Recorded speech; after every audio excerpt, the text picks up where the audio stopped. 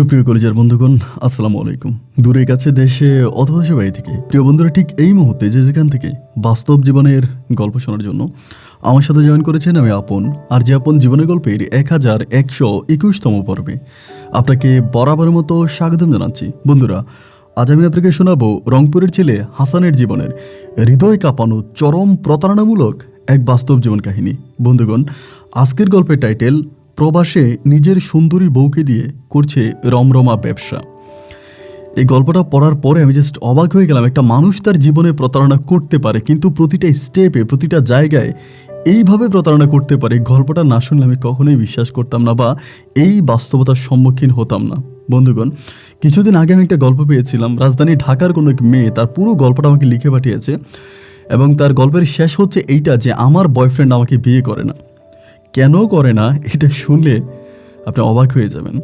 মূলত তার বয়ফ্রেন্ড তাকে দিয়ে বিভিন্ন হোটেলে খারাপ কাজ করায়, বিভিন্ন মানুষের সাথে, বিভিন্ন বড়লোকদের সাথে বা এর সাথে ওর সাথে খারাপ কাজ করে এবং করিয়ে তার বয়ফ্রেন্ড টাকা ইনকাম করে এবং মেয়েটাকে বলে যদি আমাদের কাছে অনেক বেশি টাকা হয়ে যায়, তুমি এই কাজ করতে করতে যদি আমাদের অনেক বেশি টাকা হয়ে যায় তাহলে আমি তোমাকে বিয়ে করে আমরা ঢাকার বাইরে কোথাও গিয়ে একটা ছোট্ট সুখের সংসার করব। এবং এই কথা বিশ্বাস করে মেয়েটা প্রতিনিয়ত তার দেহটাকে বিভিন্ন লোকের কাছে বিক্রি করছে, আর সেই বিক্রিত টাকা তার হাজব্যান্ড নিয়ে যাচ্ছে। আপনার কি মনে হয়, মানে তার বয়ফ্রেন্ড নিয়ে যাচ্ছে? আপনার কি মনে হয় যে এই বয়ফ্রেন্ড কোনো দিন তাকে বউ বানাবে? অনেক মেয়েরাও আছে ছেলেদেরকে বলে তুমি বিদেশে যাও, বিদেশে গিয়ে মোটা অঙ্কের টাকা ইনকাম করে আসো, এরপরে আমাদের কাছে টাকা হলে আমরা সংসার করব। আচ্ছা ভাই, টাকায় কি আসলে সংসার করতে পারে? টাকায় কি আসলে সংসার হয়? যদিও টাকার প্রয়োজন, কিন্তু টাকা দিয়ে আসলে কোনো সংসার ধরে রাখা যায় না যদি না সেখানে ভালোবাসা, শ্রদ্ধা, সম্মান না থাকে। বন্ধুগণ, আমি আজকের গল্পে যাই। রংপুরের ভাই হাসানের জীবনের গল্পটা সত্যিই মর্মান্তিক এক প্রতারণামূলক বাস্তব জীবনের গল্প। আমি সবাইকে অনুরোধ করব শুরু থেকে শেষ পর্যন্ত হাসানের জীবনের বাস্তব গল্পটা আমার মুখে শুনবেন এবং গল্প শেষে হাসানকে আপনার মতো করে একটা মন্তব্য কমেন্ট বক্সে লিখবেন। ধন্যবাদ সবাইকে। সুপ্রিয় বন্ধুগণ, আসসালামু আলাইকুম। আমার নাম মোহাম্মদ হাসান, আমার বাড়ি রংপুর। বন্ধুগণ, আমি আমার জীবনের গল্পটা শুরু করার শুরুতে আপনাদেরকে আমার পরিবারের বিষয়ে জানিয়ে রাখি। আমার পরিবারে আমি আছি, আমার বাবা আছে, মা আছে, এছাড়া রয়েছে আমার দাদা দাদি সহ আমার একজন কাকা। আমাদের পরিবারে আরও সদস্য রয়েছে আমার কাকি, কাকাতো বোন সহ আমার ছোট একটা ভাই আর ছোট 3টা বোন। আমরা টোটাল 3 বোন 2 ভাই। আমাদের পরিবারটা রংপুর শহর থেকে অনেক দূরে কোন এক প্রত্যন্ত এলাকার এক নিম্নবিত্ত পরিবার। আমার বাবা পেশায় একজন শ্রমিক। আমাদের এলাকাতেই একটা ইট খোলা আছে, মানে ইটের ভাটা আছে। আমার বাবা ওই ইটের ফ্যাক্টরিতে চাকরি করে এবং সেখানেই চাকরি করে আমি দেখে আসছি খুব ছোটোবেলা থেকে হাড়ভাঙা পরিশ্রম করে অনেক দুঃখ, কষ্ট আর যন্ত্রণার মাঝে আমার বাবা আমাদের সংসারটাকে চালাচ্ছে। ছোটোবেলা থেকে আমি খুবই অভাব অনটনে বড় হই। মোটামুটি আমি যখন একটা বড় হই বলতে আমার বয়স যখন ঠিক 13 থেকে 14 বছর বয়স, ওই বয়সে আমি আমার আব্বার সাথে দিন চুক্তির কাজে চলে যেতাম। যদিও এর আগেও ছোট থাকতেও আমি অনেক সময় আমার বাবার সাথে বিভিন্ন কাজে যেতাম। বিভিন্ন কাজে আমার বাবা আমাকে নিয়ে যেত। দেখা যায় ছোটোবেলা থেকে আমি আমার আব্বার সাথে আমার সংসারের কাজের হাল ধরি, বিভিন্নভাবে আব্বার সাথে কাজ করে যাচ্ছিলাম। এরকম করতে করতে আমি ছোটোবেলায় ঠিক পড়াশোনাও করতে পারিনি। আমার ঠিক অনেক দূর পর্যন্ত পড়াশোনাও হয়নি, নিজের নামটাই শুধুমাত্র লিখতে পারতাম। এরকম করে 13-14 বছর বয়সে আমি তখন ফুললি একজন শ্রমিক হিসাবে আমার আব্বার সাথে আমাদের এলাকার ওই ইটের ভাটায় কাজ করতে থাকি। আব্বা আমাকে অনেক আদর করতো। আমার মনে আছে যখন অনেক বেশি রোদ উঠে যাইত, বাবা আমারে বলতো যে হাসান তুই ছায়ার মধ্যে গিয়ে কাজ কর, আমাকে ছায়াতে পাঠাই দিত। আমি ওখানে গিয়ে কাজ করতাম। বাবার আদর, ভালোবাসা আর কঠোর পরিশ্রমের মাঝে আমার শৈশবের দিনগুলো কাটতে থাকে। এরকম করতে করতে আমি মোটামুটি প্রায় অনেকটাই বড় হয়ে যাই। আমার বয়স তখন প্রায় তখন আমার বয়স প্রায় 16 থেকে 17 বছরের কাছাকাছি। 16-17 বছরে হঠাৎ করে আমার বাবা করলো কি, একটা পর্যায়ে ওই ইটের ভাটায় কাজ করা অবস্থায় আমার বাবারই ইটের ভাটায় কাজ করে একজন লোক আছে। ওই লোকটা মোটামুটি একটু উপরের পদের, মানে আমার আব্বার থেকে একটু উপরে পোস্টে আছে। ওই লোকটার মেয়ের সাথে, যার মেয়ের নাম হচ্ছে সেলিনা, ওই সেলিনার সাথে আব্বা আমার বিয়ে ঠিক করে ফেলে। আমার বয়স তখন আনুমানিক 16 থেকে 17 বছর হবে। তো অতটা তো বড় আমি হই নাই। তো ওই মুহূর্তে ওই মেয়েটা আমার থেকেও আরও অনেক বড়। ওই মেয়েটার বয়স প্রায় 22 বছর থেকে 23 বছরের কাছাকাছি। তো মূল কারণ হচ্ছে ওই মেয়েটার মূলত আগে একটা বিয়ে হয় এবং বিয়ে হয় আমাদের ইট ভাটারই এক ম্যানেজারের সাথে। এবং বিয়ে হওয়ার পরে মেয়েটা দেখতে শুনতে ভালোই ছিল, এবং বিয়ে হওয়ার পরে যে কোনোভাবে হচ্ছে ওই ম্যানেজারের সাথে মেয়েটা ডিভোর্স হয়ে যায়। তো ডিভোর্স হয়ে গেলে পরে ওই ম্যানেজার ওই মেয়েটাকে কাবিন বাবদ 3 লক্ষ টাকা দেয়। 3 লক্ষ টাকা কাবিনে বিয়ে হয়। তো মেয়েটাকে 3 লক্ষ টাকা দিয়ে দেয়, এবং ওই 3 লক্ষ টাকার লোভেই পড়ে আমার বাবা এই সেলিনা মেয়েটাকে আমাকে বিয়ে করতে যাচ্ছে। মানে আমার আব্বার চিন্তাভাবনা হচ্ছে, সেলিনা কাবিনের যে 3 লক্ষ টাকা পেয়েছে, আমি যদি সেলিনাকে বিয়ে করি তাহলে এই 3 লক্ষ টাকা আমি পেয়ে যাব। এই চিন্তা ভাবনা করেই আমার বাবা তখন আমাকে সেলিনার সাথে বিয়ে দেওয়ার জন্য উঠে পড়ে লাগলো। এত ছোট্ট মানুষ আমি তখন আমি কিন্তু শরীরের দিক থেকেও ঠিক অতটা বড় হয়ে যায়নি। কিছু মানুষ আছে না, যে বয়সটা অনেক কম কিন্তু শরীরের গঠন দেখলে বোঝা যায় যে না অনেক বয়স হয়ে গেছে। এইরকমও কিন্তু আমি না, আমি দেখতে শুনতেও কিন্তু অনেকটা পিচ্চি বাচ্চা, মানে ছোট টাইপের মনে হতো।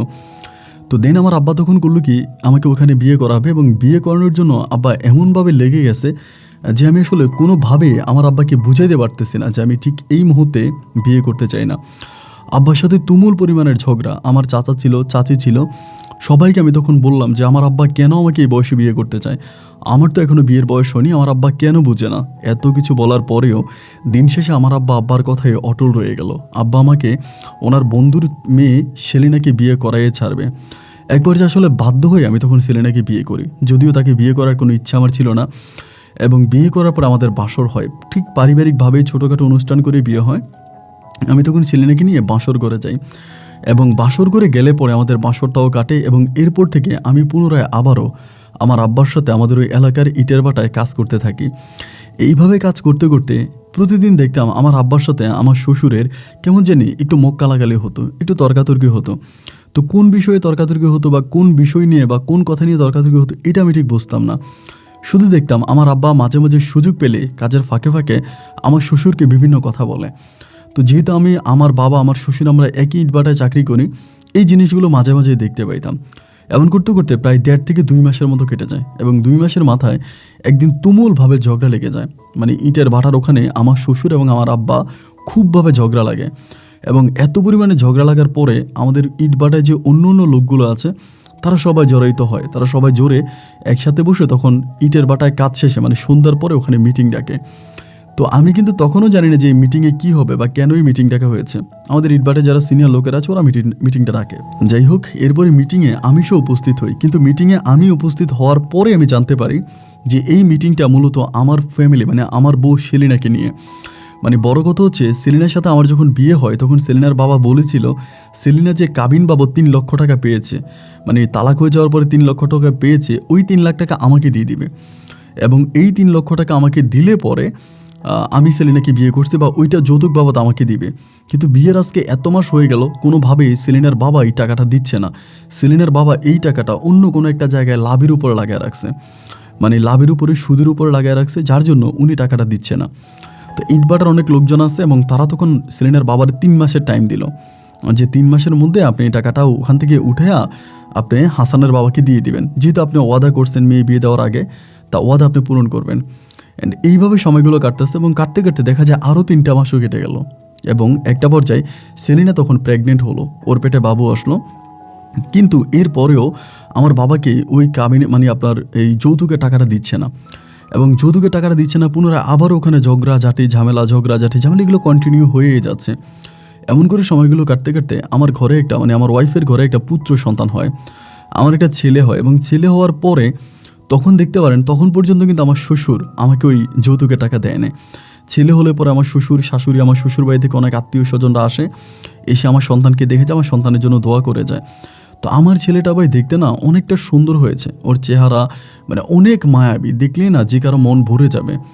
তো আমার আব্বা অলওয়েজ আমার ওয়াইফের সাথে ঝগড়া করতো যে তোর বাবা তোকে বিয়ে দেওয়ার সময় বলেছে আমার ছেলেকে 3 লাখ টাকা দেবে, অথচ 3 টাকাও দেয় নাই। মানে আমার ওয়াইফ বলতো আমি কি দেখতে শুনতে খারাপ, আমি কি কানা খোরা যে আমাকে টাকা দিয়ে বিয়ে দিতে হবে, আপনি আমার আব্বার সাথে এটা কেন করলেন? আমার আব্বা আপনাকে বন্ধু মনে করে এই কাজ করছে, আসলে আমার আব্বা টাকা দিবে না। তো আমার যখন সন্তানটা হয়ে গেল ভাই, আমার সন্তানটাও দেখতে শুনতে খুব সুন্দর ছিল বলে আমি আমার আব্বারে বললাম যে আব্বা ঝাই ঝামেলার দরকার নাই, ঝগড়াঝাটির দরকার নাই, যেহেতু আমি বিয়ে করে ফেলছি এবং সেটা যেহেতু আমার একটা সন্তানও হয়েছে, আল্লাহ তো আমাকে হাত দিছে, পা দিছে, আমার শরীরে শক্তি দিয়েছে, তোমার দরকার নেই আমার শ্বশুরের কাছ থেকে এই যৌতুকের টাকা নেওয়ার। আমার আব্বা চিন্তা ভাবনা ছিল যে যৌতুকের টাকাটা নিয়ে আব্বা আমাকে বিদেশ পাঠিয়ে দিবে। ওই সময় ধরেন বিদেশ গেলে লক্ষ লক্ষ টাকা ইনকাম করা যায়। আমাদের রংপুর এই অঞ্চলে বিদেশিদের সংখ্যা খুবই কম, অত বেশি মানুষ বিদেশ থাকে না। হাতে গোনে যারা বিদেশ থাকে তাদের প্রত্যেকের বাড়িতেই বিল্ডিং আছে এবং তারা অনেক উপরের পদের লোক। তাই আমার আব্বা তখন বললো যে আমার সাওয়ালরে যদি আমি বিদেশ পাঠাইতে পারি তাইলে মোটামুটি ওই কিছু টাকা ইনকাম করে দিব, তো ওটা দিয়ে আমার ঘর তুলবো বা আমরা ভালো থাকবো, এই চিন্তা ভাবনাটা আর কি। তাই আমার শ্বশুর তো ভাই টাকা দেয় না, আমার ছেলেটা হয়ে গেল এবং এরপরে সময়গুলো কাটতেছে। তো আমার ছেলেটা হলো পরে, আমার ছেলেটা তখন অনেক ছোট। তো দেখা যায় আমার সন্তানটা হয়েছে শীতকালে। তো দেখা যায় আমার সন্তানটা বেশি বেশি কান্না করতো, প্রচণ্ড রকমের কান্না করতো। আমি সকালবেলা ভোরে কাজে যাইতাম, তো দেখতাম যে এই সারাটা রাত ও কান্না করে। ওর কান্নার কারণে রাতে ঘুমাইতে পারতাম না এবং আমার বাবাও ঘুমাইতে পারতো না, আমার মাও ঘুমাইতে পারতো না, শুধু ওর কান্নার কারণে। পুরোটা বাড়িও কান্না করে মাথায় করে রাখতো। যদিও আমার আব্বা মা কেউই আমার সন্তানকে ভালোবাসতো না, আমার সন্তানের কথা তারা শুনতেও পারতো না। সন্তান কান্না করেই এটি তাদের মাথা ব্যথা হয়ে যেত যে এটা কান্না করে কেন, এরকমভাবে আমার আব্বা মা খেপে যেত।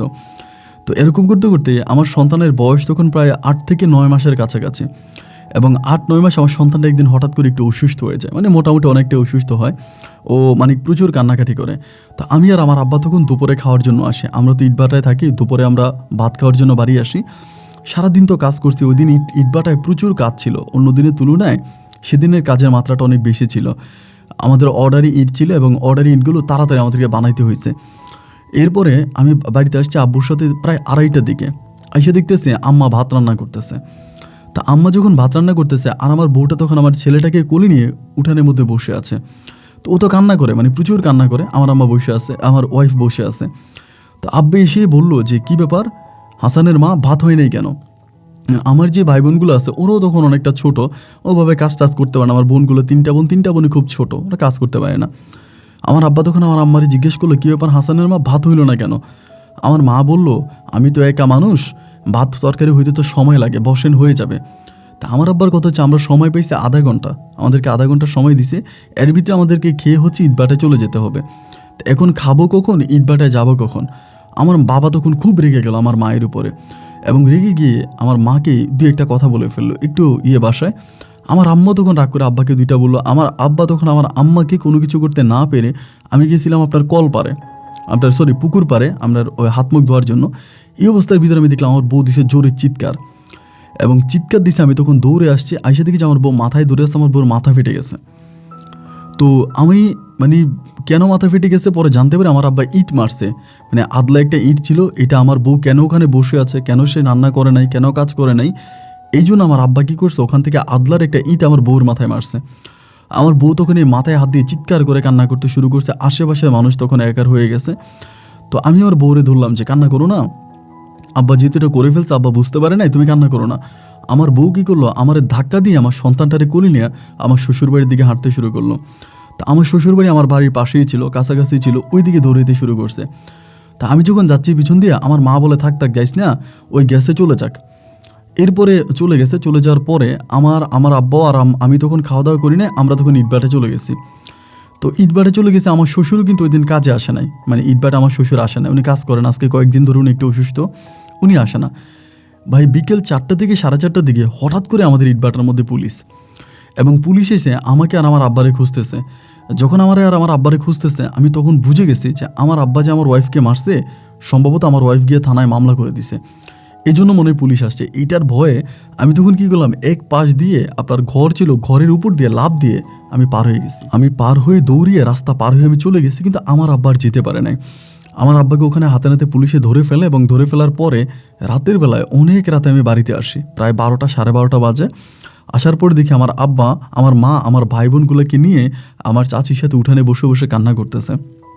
আমাকে দেখার পরেই মা আমারে বললো তুই আসলি কীভাবে, তোর আব্বার তো পুলিশ ধরে নিয়ে গেছে। আমি বলি তা তো দিছে, আব্বার কেন এরকম করতে হবে, আব্বা কেন আমার বউয়ের গায়ে হাত তুলবে? আমার বউ নারী নির্যাতনের মামলা করে দিছে, এবং আমার বউ আর আমার সংসার করবে না, আমার সংসারে থাকবে না। 2 লক্ষ টাকা কাবিনে আমাদের বিয়ে হয়, তখন আমাকে কাবিনের টাকা দিতে হবে, এবং কাবিনের টাকা না দিলে পরে আমার আব্বাকেও ছাড়বে না।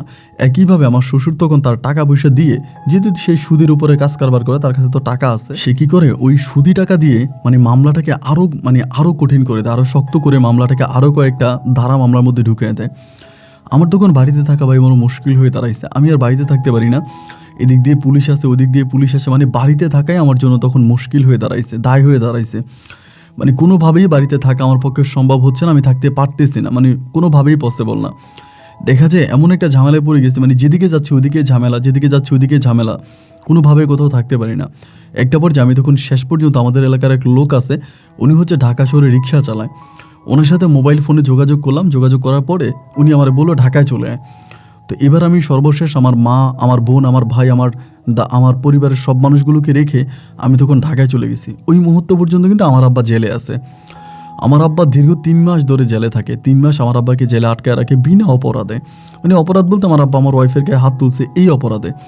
তো 3 মাস পর আমার আব্বাকে তখন ছেড়ে দেয়, এবং ছেড়ে দেওয়ার পরে আমার নামে অনেকগুলো মামলা দিয়ে দেয়, নারী নির্যাতন মামলা, এই মামলা, ওই মামলা। মানে আমাদের বাড়িতে 2 দিন পর পরে পুলিশ আসতো, এসে আমার বোনগুলোকে ধরে নিয়ে যাইতো, মানে ধরে নিয়ে যাওয়ার চেষ্টা করতো, আমার ভাইকে ধরে নিত, আমার আব্বার সাথে খারাপ ব্যবহার করতো, আমার আম্মার সাথে খারাপ ব্যবহার করতো। মানে পুলিশি যন্ত্রণায় আমরা বাড়িতে থাকা দায় হয়ে দাঁড়াইছে। পুলিশ এসে আমাদের ঘর বাড়ি ভেঙে নিয়ে যাওয়ার মতো অবস্থা। তখনও আমি ঢাকা শহরে রিক্সা চালাই, মানে ঢাকা শহরে রিক্সা চালাইতাম। তো এরকম করে সময়গুলো কাটতেছে, এমন করে প্রায় আমার জীবন থেকে আরও 2 থেকে 3 বছরের মতো কেটে যায়। এই 2-3 বছরে আমি আর বাড়ি আসি নাই। আর আমার বউ আমার সাওয়াল নিয়ে ওর বাপের বাড়িতে চলে গেছে, ও আর আমাদের বাড়িতে আসে নাই। কিন্তু আমাকে ডিভোর্সও করে নাই, তালাকও করে না, আমার সাথে ওর কোনো কিছু মানে ছাড়াছাড়ি হয়নি, আমরা ওর মতো করে আসছি। কিন্তু বাড়িতে যাই না, আমি পড়ে আসছি আপনার ঢাকা শহরে। এইভাবেই 2 থেকে 3 বছর কেটে যাওয়ার পরে আমি যে রিক্সা চালাইতাম, আমার আসলে ভাই মূলত রিক্সা চালাইতে ভালো লাগতো না। মানে রোদে বানে থাকতাম, রিক্সা চালাইতাম, মানে আমার কাছে কেমন জানি মনে হতো যে ঢাকা শহরে যদি রিক্সা চালাই তাহলে আমি হচ্ছি সবচেয়ে নিম্ন পদের লোক। মানে মেতর থেকে শুরু করে মানে যত লোক আছে সবাই আমার সাথে খারাপ ব্যবহার করতো রিক্সার মধ্যে উঠলে। একটা সময় মনে হতো ধুর আমি আর রিক্সা চালাবো না, মানে রিক্সা চালানো ছেড়ে দিই। অনেক বছর পর্যন্ত চালাই, পরে ছেড়ে দিই। চিন্তা করছি অন্য কোনো কাজ করব। রাজধানী ঢাকা এত বড় শহর, এখানে তো কাজের কোনো অভাব নাই, কোনো না কোনো একটা কাজ আমার ঠিক হয়ে যাবে। এমন করে ঘোরাফেরা করতে করতে প্রয়োজনে তখন আবার শীতকাল আসতেছিল, সোয়েটারের ফ্যাক্টরি খুলতেছিল। আমি একটা সোয়েটারের ফ্যাক্টরিতে চাকরি নিলাম, এবং ওখানে বেতনও খুব ভালো ছিল, 9,000 টাকার মতো বেতন পাইতাম। এবং আলহামদুলিল্লাহ আমি তখন ওখানে কাজ করতেছি, বেতনও পাইতেছি, আব্বা আম্মার জন্য গোপনে গোপনে টাকাও পাঠাইতেছি, মোবাইল ফোনের মাধ্যমে আব্বা আম্মার সাথে কথাও বলতেছি। তো এরকম করে করে অনেকগুলো মাস কেটে যায়। অনেকগুলো মাস কেটে গেল বলতে ওখানে কাজ করতেছি, বেতন পাচ্ছি, খাইতেছি, ঘুরতেছি, ফিরতেছি। এরকম করতে করতে আমাদের কারখানারই একটা মেয়ে, নাম হচ্ছে আলিফা, বাড়ি হচ্ছে নোয়াখালী। এই মেয়েটারে আমার খুব ভাল লাগে। মানে ভাল লাগে বলতে কি জানেন, মেয়েটা অনেক খাটো, লম্বা না খাটো, কিন্তু মানে স্বাস্থ্যটা অনেক ভালো, চেহারাটা অনেক গুলুগুলু টাইপের, গোলটোল টাইপের। মেয়েটার আমার খুব ভালো লাগে। তো আমার যেহেতু ওয়াইফ আছে, বাচ্চা আছে, আমি ওই মেয়েটার দিকে তাকাই না, এরপরেও ভালো লাগে। তো একদিন হলো কি, আমাদের এখানে মানে আমাদের কারখানার সামনে একটা মেলা বসে, ছোটো করে একটা মেলা বসে। তো মেলাতে অনেক ধরনের জিনিস পাওয়া যায়, এটা ঢাকার মধ্যেই। তা আমি তখন কী করলাম, অনেকগুলো জিনিস কিনছি, মানে চুড়ি কিনছি, শাড়ি কিনছি, এটা ওইটা মিলে অনেক অনেক জিনিস কিনছি। কিন্তু আমি এগুলো কেনার পরে কিনেছিলাম কিন্তু শখ করে, মানে শখের বশবর্তী হয়ে কিনছি। এখন আমি এগুলো দিব কারে, এগুলো দেওয়ার মতো তো আমার কোনো মানুষ নাই। তো এগুলো 2-3 দিন পর্যন্ত আমার ঘরের মধ্যে পড়ে আছে। 2-3 দিন পরে একদিন কারখানায় নিয়ে আসছে, অ্যান্ড কারখানায় এনে কারখানায় কাজ শেষে আমি তখন এই মেয়েটারে মানে আলিফারে ডাক দিলাম বলতে আমরা মানে দুজনে 2 ফ্লোরে কাজ করতাম। পরে ডাক দিয়ে বললাম, আলিফা এমন এমন ঘটনা, আমি তো মেলার মধ্যে গেছিলাম, কিছু জিনিস কিনছি, এখন কারখানায় কারে দিব, আমার তোমারে ভালো লাগে, আমি তোমারই দিব, তুমি কি নিবা? এমন করেই বলতেছে। ওর সাথে যদি আমার আগ থেকে একটু কথাবার্তা ছিল, মাঝে মাঝে দুজনে টুকিটাকি কথাবার্তা বলতাম। ও তখন না খুব হাসতেছে, আমাকে বলে কারখানায় এত মেয়ে থাকতে আপনি আমারে কেন দিবেন, মানে আমারে কেন আপনি দিতে মন চাইছে? আমি বললাম আমার মন চাইছে তোমারই দিব, আর কাউরে দিব না। পরে সেদিন আমি তাকে এই জিনিসগুলো দিলাম, দেওয়ার পরও আমার জিনিসগুলো নিয়ে গেল। এরপরে আস্তে আস্তে করে আমাকে তার ফোন নাম্বার দিল, মোবাইল নাম্বার দিল। তো মোবাইলে আমি তার সাথে মাঝে মাঝে কথা বলতাম, বাসায় যাইতাম, মোবাইলে কথা বলতাম। তো আমরা তো পুরুষ মানুষ ছিলাম, মানে আমি তো মেসে থাকতাম, ওভাবে হচ্ছে খাওয়া দাওয়া খুব ভালো হতো না, বা খাওয়া দাওয়া খুব ভালো পেতাম না। তো দেখা যায় যে আলিফা মাঝে মাঝে বাসায় রান্না করতো, এবং রান্না করে আমার জন্য খাবার নিয়ে আসতো। আমার আইনা খাবার দিত যে আপনি খাবার খান, আমাকে খাবার দিত। তো আমার কাছেও খাবার খাইতে ভালো লাগতো, মানে ওর হাতের খাবার এবং ঘরোয়া পরিবেশে রান্না করতে ভালো লাগতো। এমন করতে করতে অনেকগুলো দিন আমাদের মাঝে কেটে যায়, এবং ইচ্ছায় বা অনিচ্ছায় হোক আমাদের দুজনের মাঝে আস্তে আস্তে করে একটা প্রেমের সম্পর্ক শুরু হয়ে যায়। মানে ওই আমাকে অনেকটা ভালোবাসে, আমিও ওকে অনেকটা ভালোবাসি, দুজনের মাঝে একটা মোটামুটি একটা মধুর প্রেমের সম্পর্ক শুরু হয়। এবং সেই সম্পর্কের সূত্র ধরে আস্তে আস্তে করে আলিফা একদিন আমাকে নিজেই বলল যে আমরা একই ঘরে থাকি, তুমি একটা ঘরে থাকো, আমি একটা ঘরে থাকি, এবং 3 বেলা আমি তোমার জন্য রান্না করে নিয়ে আসতে হয়, একসাথে থাকলে তো আমাদের জন্য খুব ভালো হয়। তাই আমি বললাম একসাথে থাকতে হলে তো বিয়ে করতে হবে, তুমি কি আমাকে বিয়ে করবা? তো এখানে আমি আরেকটা বিষয় বলে রাখি, আলিফারও কিন্তু এর আগে একটা বিয়ে হয়। মানে ও যখন নোয়াখালীতে ছিল অনেক ছোট বয়সে ওরে বিয়ে দেয় এবং ওর হাজব্যান্ড ভালো ছিল না, এবং ওর হাজব্যান্ড ভালো না থাকার কারণে আলিফাকে মেরে ওখান থেকে বিদায় করে দেয়। মানে আলিফাকে খুব মারতো। এক পর্যায়ে আলিফা রাগ করে ওর বাপের বাড়িতে চলে আসে। এরপর ওর স্বামীকে তালাক দিয়ে দেয়, তালাকের টাকাও কিন্তু ওকে দেয় না, মানে কাবিনের টাকাও দেয় না। দেন ও আমার মতোই মানে এক মেয়ের মাধ্যমে এই ঢাকা শহরে চলে আসে এবং এসে গার্মেন্টসে চাকরি করে। তো আমার জীবনে ঘটে যাওয়া দিনগুলোর কথাও কিন্তু ও জানতো, যে আমার জীবনে এরকম ঘটনা আছে, আমার ওয়াইফ আছে, বাচ্চা আছে, আমি তাদেরকে ছেড়ে আসছি। তো আমাকে নিয়েও তার তেমন কোনো অভিযোগ ছিল না, শুধু আমাকে বলতো যে তুমি তো আমাকে ভালোবাসো, তোমার ওয়াইফকে ছেড়ে দাও। তাই আমি বলতো আমি আমার ওয়াইফকে ছাড়তে হলে আমার 2 লক্ষ টাকা লাগবে, আমি এত টাকা কোথায় পাবো এবং কিভাবে আমি আর ওয়াইফকে ছাড়বো? তো এইভাবে মানে কথাবার্তা হতে এমন করতে করতে আমরা দুজনে তখন একটা ঘর ভাড়া করি, হাজব্যান্ড ওয়াইফ পরিচয় একটা ঘর ভাড়া করি, এবং ঘরটা ভাড়া করে আমি ওর সাথে মূলত হাজব্যান্ড ওয়াইফ পরিচয়ে থাকতাম এবং আমাদের মাঝে রাতের বেলায় শারীরিক সম্পর্কটাও হতো। এইভাবে কয়েকটা দিন কেটে যাওয়ার পরে আমার নিজের কাছে কেমন জানি একটু অপরাধী মনে হচ্ছিল। আমি তখন কিন্তু 5 ওয়াক্ত নামাজ পড়তাম এবং দিনের পথে চলতাম, একটু ইসলামিক ওয়াজ নসিহত শুনতাম। তো যখন আমি এভাবে চলাফেরা করতেছি, দেন ও যখন আমাকে বলল, মানে আমার কাছে তখন বিষয়টা মানে বিয়ে না করে ওর সাথে থাকতেছি, একসাথে শারীরিক সম্পর্ক হচ্ছে, ভিতরে তখন নিজের ভিতরে একটা অপরাধবোধ কাজ করে, মানে একটা অপরাধবোধ কাজ করে যে আমি একটা অন্যায় করতেছি, এটা হতে পারে না। আমি তখন তারে বললাম যে চলো না আলিফ, আমরা বিয়ে করে ফেলি, আমরা বিয়ে করে একসাথে থাকি, এখন এটা তো আমার কাছে ভালো লাগে না। ও আমাকে বলে তা বিয়ে করতে হলে তো আগে তোমার প্রথম বউকে ছাড়তে হবে, তোমার প্রথম বউ থাকা অবস্থায় তো আমি তোমাকে বিয়ে করব না, আমি তো কোনো সতীনে সংসার করব না। আমি বললাম আমার প্রথম বউ আমাদের লাইফে কখনোই আসবে না, আমার প্রথম বউকে নিয়ে তুমি কোনো টেনশনই করো না, ও আমাদের জীবনে কখনো বাধা হয়ে দাঁড়াবে না, ও চলে গেছে ওর মতো করে এবং ওর অবশ্যই বিয়ে হয়ে যাবে, আর এতদিন সম্ভবত বিয়ে হয়েও গেছে, আমি তো আর খবর নেই। তো আমাকে বলে যে না, তোমার প্রথম ওয়াইফকে তুমি তালাক দিছো অ্যান্ড এরকম পেপারস তুমি আমাকে এনে দিতে হবে, দেন আমি তোমাকে বিয়ে করব। তো আমি বললাম যে এরকম পেপারস আমি কোথায় পাবো, আমি তো ওকে না ছেড়ে তালাকের পেপার তোমাকে দিতে পারবো না। আচ্ছা ঠিক আছে, তাহলে একটা কাজ করি, চলো আমরা আপাতত একটা হুজুরের মাধ্যমে কলমা পড়ে ফেলি। কাবিনটা না হয়ে পরেই করলাম, বাট আমরা কলমাটা পড়ে ফেলি, যেহেতু আমরা একই সাথে থাকি, একই ঘরে থাকি, আমাদের মাঝে অনেক রকমের সম্পর্ক হচ্ছে, তো সেই সূত্রপাত ধরে আমি এই কাজটা করে ফেলি, তুমি এটা কি বলো? কিন্তু ও তখন মোটামুটি রাজি হয়ে গেল, মানে অনেকটা রাজি হয়ে গেল যে ঠিক আছে তাহলে আমরা আপাতত একটা হুজুরকে ডেকে দুজনে কলমা পড়ে ফেলি। তো আমাদের মহল্লারই একজন হুজুরকে ডাকি আমরা জাস্ট কলমাটা পড়ে আমরা একসাথে থাকতেছি। এইভাবে ওর ঘরে প্রথম একটা মানে ও বেবি কনসেপ্ট করে, ওর পেটে বাচ্চা আসে, এবং বাচ্চা আসার পরে তখন পর্যন্ত যেহেতু আমি আমার প্রথম ওয়াইফকে ছাড়ি নাই, ওই তখন বাচ্চাটা নেয় না, আমাকে বলে আমি বেবি নেবো না, এবং ও বাচ্চাটা নষ্ট করে দেয়।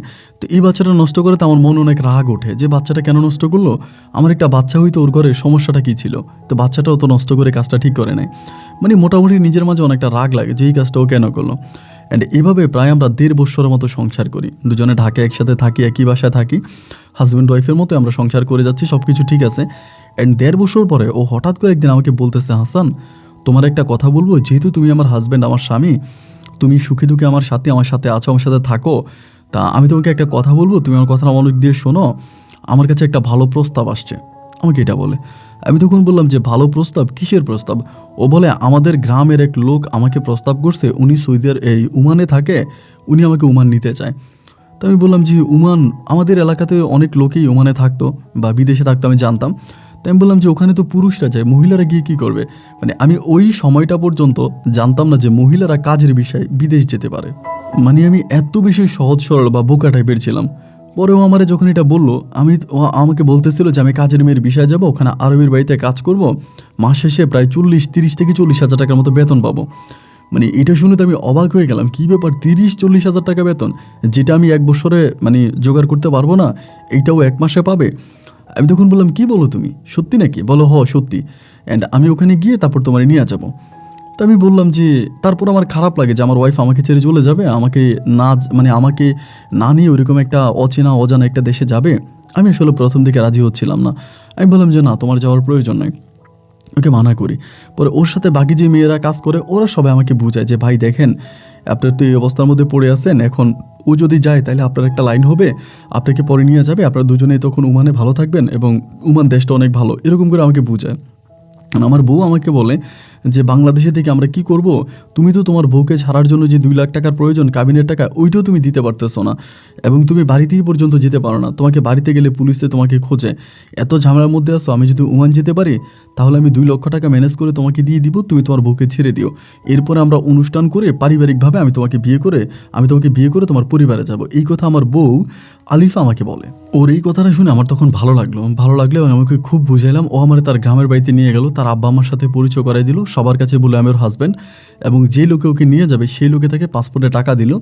ও তখন পাসপোর্ট করলো, পাসপোর্টের কাজ সম্পূর্ণ হওয়ার পরে সৌদি আরবে ও তখন ওমানে ও তখন পাসপোর্ট পাঠিয়ে দেয়, এবং ওমানে পাসপোর্ট পাঠিয়ে দেওয়ার পরে কিছুদিনের মধ্যে ওর ভিসা লেগে যায়, এবং ভিসা লেগে যাওয়ার পর আমরা মোটামুটি ঢাকাতেই তখনও আমার সাথেই থাকতো, আমরা একসাথেই থাকতাম, আগের মতোই থাকতাম।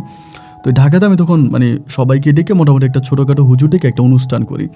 ও যেহেতু চলে যাবে, কিছু মিলাদ পড়াই, মানুষদেরকে খাওয়াই, একটু অনুষ্ঠান করে এরপরে ওই দিন রাতে আমি ওকে এয়ারপোর্টে এনে দিই, সাথে ওর 2-1টা বান্ধবী ছিল, সবাইকে নিয়ে ওকে এয়ারপোর্টে এনে দিই। ও তখন এয়ারপোর্টে চলে যায় ওমানে, এবং ও চলে যাওয়ার পরে আমি না ভাই বড্ড একা হয়ে পড়ি, আমি কান্নাকাটি করি, আমার কোনো কিছু ভালো লাগে না, মানে সারাক্ষণ মনটা খারাপ লাগে, আমার বউ আমাকে ছেড়ে চলে গেল, মনটারে বুঝাইতে পারি না। ও কিন্তু আমাকে ফোন দিত, প্রচুর ফোন করতো যে হাসান তুমি মন খারাপ করো না, তুমি থাকো, আমি তোমাকে নিয়ে আসবো, এটা ওইটা বলতো। এইভাবে ও প্রায় 2 বছর মতো ওমানে থাকে, অ্যান্ড 2 বছর ও যে আমাকে টাকা দেয় না এটা বললে মিথ্যা হবে, ও কিন্তু আমাকে মাঝে মাঝে টাকাও দিত, আমাকে হাত খরচের টাকা দিত, এইভাবে ওভাবে আমার পরিবারের জন্য টাকা পাঠাইতো, এবং ওর পরিবারেও টাকা দিত, ওর বাবা মারে টাকা দিত, এবং ওর বাড়িতেও বিল্ডিং তোলে, মানে ঘর পর্যন্ত তোলে।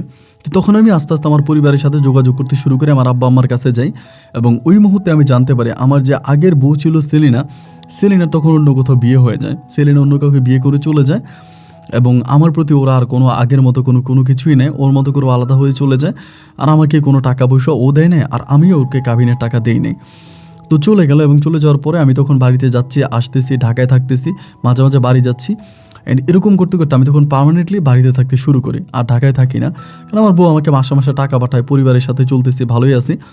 এমন করতে করতে প্রায় আপনার 2 বছর কেটে গেল আর কি, টোটালি ও বিদেশ যাওয়ার পরে 2-2.5 বছর পরে আমার পরিবার থেকে বারবার আমারে বলতেছে যে নোয়াখালীর মানুষ ভালো না, আমরা তো রংপুরের মানুষ, একটু বোকাশোকা টাইপের।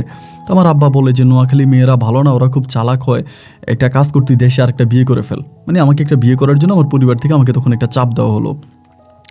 তো আমি বললাম আমার বউ আছে, ও তো বিদেশে থাকে, আমি এখন কেন আবার বিয়ে করবো, আমি বিয়ে করার জন্য রাজি হই না। রাজি না হওয়ার পরিপ্রেক্ষিতে আমার ফ্যামিলি আমার সাথে ঝামেলা করে, আমি তখন ওমানে আমার বউ আলিফাকে ফোন দিয়ে বললাম, আলিফা এই ঘটনা, আমার আব্বা আম্মা তো আমাকে বিয়ে করার জন্য চাপ দিতেছে, আমাকে মনে হয় বিয়ে করাই দিবে। ও তখন মন খারাপ করে যে না, আমি তোমাকে ভালোবাসি, তোমার অন্য কোথাও কেন বিয়ে হবে, বিয়ে হতে পারে না, তুমি তাড়াতাড়ি পাসপোর্ট করে আমাকে পাসপোর্টটা পাঠাও। এর আগে কিন্তু আমার প্রতি এতটা মানে ছিল না, আমাকে নিয়ে যাওয়ার জন্য এত বেশি অনুরাগী ছিল না। যখনই আমি বললাম যে আমার বিয়ে হয়ে যাবে, আমাকে বিয়ে করাই দিবে, অ্যান্ড তখনই ও তাড়াতাড়ি আমাকে বললো তোমার পাসপোর্ট পাঠাও। পরে আমি পাসপোর্ট করি এবং আমার পাসপোর্টের কপি ওর জন্য পাঠাই, এবং ও তখন করে কি আমাকে বলে আমি তোমাকে একটা লোকের সাথে কথা বলাই দিব। ঠিক এরকম করেই বলে এই লোকের বাড়ি হচ্ছে নোয়াখালীতে। আমি বললাম মিরসরাইতে। তাই আমি বললাম চাচা ঠিক আছে। বলে মিরসরাই এই লোকটার সাথে তুমি মোবাইল ফোনে কথা বলবা, এই লোকটা তোমাকে ফোন দিলে তুমি কথা বলবা, কিন্তু এই লোকটার কাছে তুমি কিন্তু ভুলেও বলবা না যে তুমি আমার হাজব্যান্ড।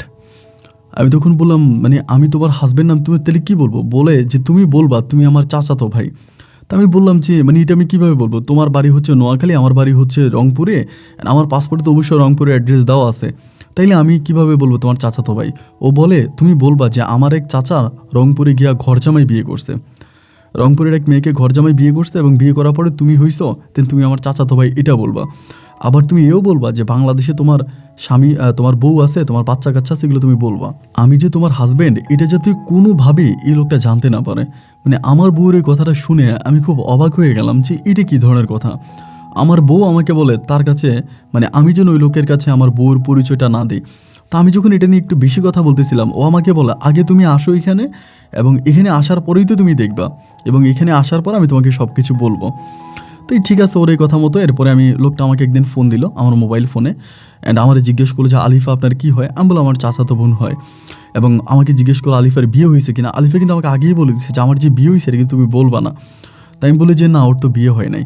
পরে বলে ও আচ্ছা ঠিক আছে, এরকম করে কথাবার্তা বলে ভাই আমি আপনার বিষয়টা ম্যানেজ করতেছি, একটা মানে আরবির বাড়িতে গার্ডেনে কাজ করবেন, মানে ওর ফুলের বাগান আছে, বাগানে কাজ করবেন, অনেক ভালো চাকরি, বাগানে পানি টানি দিবেন, খুব ভালো কাজ। তাই আমি বললাম আচ্ছা ভাই ঠিক আছে। পরে উনি আমার বিষয়টা ম্যানেজ করলো, কয়েক মাসের মধ্যে আমার বিষয় লেগে গেল, আমি আপনার ওমানে গেলাম, এবং যাওয়ার পরে উনি আমাকে এয়ারপোর্ট থেকে রিসিভ করলো। অ্যান্ড এয়ারপোর্ট থেকে রিসিভ করে আমাকে নিয়ে গেল। নিয়ে যাওয়ার পরে আমি ওই দিন সারাদিন আরবির বাসায় ছিলাম। সন্ধ্যার দিকে উনি তখন আমাকে গাড়ি করে আমার ওয়াইফের বাসার সামনে নিয়ে গেছে। তো ওই আমার ওয়াইফ যে বাসায় কাজ করতো ওই বাসার সামনে নিয়ে গেল, এবং আমি তখন আরবি আমাকে মানে ভিতরে ঢুকলাম। ঢুকার পরে আরবি আমাকে 10 রিয়াল দিল, মানে ওমানি রিয়াল দিল। দিয়ে আমার বউর সাথে আমি তখন বসে বসে কথা বলতেছি। এই প্রথম আজকে এত বছর পর আমার বউকে আমার দেখা। ও আমাকে বলতেছে, তুমি মন খারাপ করো না, তুমি আসছো, এখন ও যে বাড়িতে আছে ওই বাড়িতে তুমি, ও তো ড্রাইভার, আর তুমি ওই বাড়িতে গার্ডেন বয়, তুমি ওই বাড়িতে কাজ করো, তুমি কিন্তু ভুলেও বইলো না যে আমি তোমার মানে আমি তোমার হাজব্যান্ড, আমি তোমার বউ, এটা যদি বলো তাহলে খুব ঝামেলা হয়ে যাবে। তো আমি বললাম, বউ কেন? তো আমার বউ আমারে তখন একটা কথা বললো যে দেখো, আসলে এই দুনিয়াটা না অনেক কঠিন। আমি যদি বলতাম আমি আমার হাজব্যান্ডকে নিয়ে আসবো, আমার হাজব্যান্ড আছে, এই ছেলেটা আমাকে সাহায্য করতো না।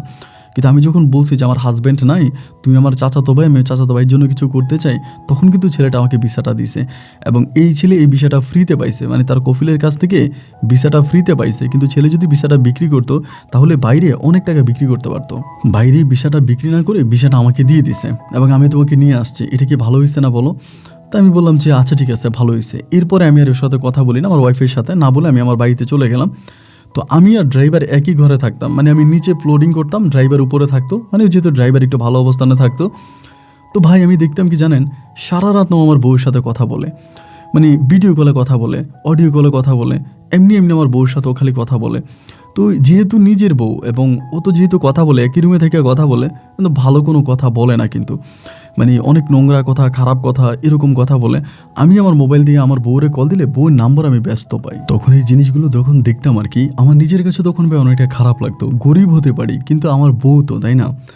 আমার একই রুমে আমি থাকি যে লোকের সাথে, এই লোকে আমার বউর সাথে এভাবে কথা বলে, নোংরা ভাষায় কথা বলে, খারাপ ভাষায় কথা বলে, এবং ভিডিও কলে আমার বউ তারে এইভাবে তার সাথে কথা বলে, জিনিসগুলো তখন খুব খারাপ লাগতো। তা দিনের বেলা আমি ওর ফোন দিয়ে বলতাম যে আলিফা, আমার তো এটা ভালো লাগে না, তুমি লোকের সাথে এইভাবে কথা বলো, এইভাবে খোলামেলাভাবে কথা বলো, লোক তোমার সাথে খোলামেলাভাবে কথা বলে, আমি তো তোমার স্বামী, আমি তোমাকে বিয়ে করছি, তো এই জিনিসটা আমার ভালো লাগে না, অ্যান্ড এটা কি না করলে হয় না? ও আমারে বলে, দেখো তোমার যদি আমি ওমানে আনতাম 3 থেকে 4 লক্ষ টাকা লাগতো, তুমি যে ভিসাটা পাইছো ওই ভিসাটার দাম সর্বনিম্ন 3 লক্ষ টাকা। তো ওই লোকটা আমার কাছ থেকে একটা টাকা না নিয়েও তোমাকে ভিসাটা দিয়েছে, তুমি এই দেশে চলে আসতে পারছো। এখন ওই লোকটার সাথে আমি জাস্ট একটু প্রেমের অভিনয় করতেছি, তুমি তো আমার হাজব্যান্ড। এবং এরকমও হতো মাঝে মাঝে আমি কিন্তু ওর বাসায় যাইতাম, ও ম্যাডামের চোখ ফাঁকি দিয়ে আমাকে ও রুমে নিয়ে যেত, এবং নিয়ে যাওয়ার পর ওর সাথে আমি আমাদের হাজব্যান্ড ওয়াইফের সম্পর্কও হতো। তখন নিজের মাঝে আবার সন্দেহ লাগতো আর কি। এখন কথাগুলো বলতেছি এই কারণে, জাস্ট বাস্তবতা বোঝানোর জন্য, যে এমনও তো মনে হতে পারে যে ওই লোকও কিন্তু গোপনে গোপনে আমার ওয়াইফের কাছে সম্ভবত যাইতো, মানে এই লোকটা যে আমাকে এই দেশে আনছে সেও সম্ভবত গোপনে গোপনে আমার ওয়াইফের কাছে যাইতো। এই সন্দেহটা তখন আমার নিজের মাঝে কাজ করে। এরপরও আমি তখন কোনো কিছু বলতাম না। এভাবে বেশ কয়েকটা মাস কেটে যাওয়ার পরে একটা বার যে আমার বউ আমাকে বলতেছে, এই তোমাকে যে ছেলেটা আনছে ও কিন্তু ছুটিতে দেশে যাবে, এবং তুমি তোমার মালিককে, মানে আমার যেই কফিল ছিল, বলে তুমি তোমার কফিলের সাথে আস্তে আস্তে করে একটু ভালো করে কথা বলে কফিলের মন জয় করো, এবং কফিলের মন জয় করে পরে তুমি এই লোকটাকে, মানে লোকটা দেশে গেলে তুমি যাতে ড্রাইভিং চাকরিটা নিতে পারো। ও কিন্তু দেশে গেলে সহজে আসবে না, ওর বউয়ের সাথে কিন্তু দেশে ওর অনেক ঝামেলা চলতেছে, ও দেশে গেলে কিন্তু ওর বউ ওরে মামলা দিবে। তো এই কথা বলে আমার বউ তখন কী করে, আমাকে একটা ড্রাইভিং স্কুলে ভর্তি করায়, ও নিজেই করায়, আমাকে ড্রাইভিং স্কুলে ভর্তি করায়। তো কাজের ফাঁকে ফাঁকে আমি ওখানে গিয়ে ড্রাইভিং শিখি। তো এই ছেলেটা কিন্তু দেখে, মানে যে আমাকে ওখানে নিছিল, ও আমাকে জিজ্ঞেস করে আপনারা ড্রাইভিং স্কুলে ভর্তি করাইছে কি, আর আপনি ড্রাইভিং শিখেনও বা কেন? আমি তখন বলি, ভাই এমনিই শিখি, শিখার ইচ্ছা আছে এই জন্য শিখতেছি। এরকম করে আমি ওনারে বুঝে এমন করতে করতে একটা পর্যায়ে আমাকে যে লোকটা এখানে এনেছে মিরস্বরের, ওই লোকটা তখন ছুটিতে বাড়িতে যায়। এবং ছুটিতে বাড়িতে গেলে এই লোকটার যে ছুটি ছিল, ওনার ছুটি ছিল হচ্ছে 2 মাস, 2 মাস ওভার হয়ে গেছে, এই লোকটা তখন আর আসে না, মানে আমাদের মানে মালিকের বাড়িতে আসে না। না আসার পরে আমি তখন মোটামুটি ড্রাইভিংয়ের আপনার মানে ফাইনাল রাউন্ডে চলে গেছে, আমি লাইসেন্স পাওয়ার পথে আছি। তো আমার মালিক তখন করে কি, একজন আউটের ড্রাইভার, মানে আউট থেকে একজন ড্রাইভার আনে ও বাসায় চাকরি করার জন্য, যেহেতু ম্যাডাম আছে, বাচ্চা কাচ্চা আছে, এখন ড্রাইভার প্রয়োজন। দেন এরপরে আমি তখন মানে আমার কফিলকে বললাম যে কফিল দেখ, আমি তো এরকম এরকম লাইসেন্স করতেছি, আমি লাস্ট রাউন্ডে আছি, অ্যান্ড এই রাউন্ড হলে কিন্তু আমার লাইসেন্স বেরিয়ে যাবে। এটা জানার পরে কফিল তখন অত্যাধিক খুশি হয়, মানে খুশি হয়ে আমাকে সাপোর্ট করে, এবং সাপোর্ট দিয়ে উনি তখন আমাকে ড্রাইভিং লাইসেন্সটা বের করে। মানে শেষে যে টাকাটা লাগে ওই টাকাটা আমার কফিল দেয়, দিয়ে আমাকে ড্রাইভিং লাইসেন্স বের করে এবং আমার কফিল আমাকে নিজে তার সাথে রেখে মাস্কাট, মানে আমি যে শহরে থাকতাম ওই শহরটার নাম ছিল মাস্কাট, মানে মাস্কাটের হচ্ছে সব রাস্তাঘাটগুলো আমাকে উনি শিখিয়ে দেয়, মানে চিনিয়ে দেয়। আমি খুব ভালো করে চিনতে পারি এবং পারার পরে এক পর্যায়ে আমি তখন ওনার হাউস ড্রাইভার হিসেবে জয়েন করে ফেলি। হাউস ড্রাইভার হিসেবে আমি ওখানে চাকরি করি এবং ভালো টাকায় বেতন পাইতেছি। এবং ওই লোকটা, যে লোকটা চলে গেছে মিরসরাইল, সেই লোকটা কিন্তু আর আসতে পারে নাই। পরিশেষে জানতে পারলাম দেশে সে নাকি 2টা বিয়ে করে এবং 2 বিয়েতে খুব ঝামেলা হয়, 2 বউ মিলেই তার নামে মামলা করে এবং ওই মামলা দ্বারস্থ হয়ে ও আর বিদেশে আসতে পারে নাই। এবার আমি তখন ড্রাইভিং চাকরি করতেছি আর আমার বউ তখন ওই বাসায় থাকতেছে। অ্যান্ড একটা পর্যায়ে আমার বউ তখন আমার মানে ওখানকার যে কফিল ছিল ওই কফিলের কাছে বলে দেয় যে এটা হচ্ছে আমার ওয়াইফ, তো সরি এটা হচ্ছে আমার হাজব্যান্ড, এই পরিচয় দেন। পরিচয় দেওয়ার পর আমি মাঝে মাঝে ওই বাসায় ওপেনলি যাইতাম। ওই উমানি দেখতো কিন্তু কোনো কিছু বলতো না। আমার ওয়াইফের সাথে আমি দিন রাতে গিয়ে রুমে থাকতাম, কথাবার্তা বলতাম, আমাদের যে কাবিনের পেপার ছিল বা মানে আমাদের যে ডকুমেন্ট ছিল এগুলোও দেখায়। একটা পর্যায়ে দেখা গেলো এরকম করে যাতায়াত করতে করতে আরেকদিন দেখলাম যে আমার বউ কার সাথে জানে ফোনে কথা বলে।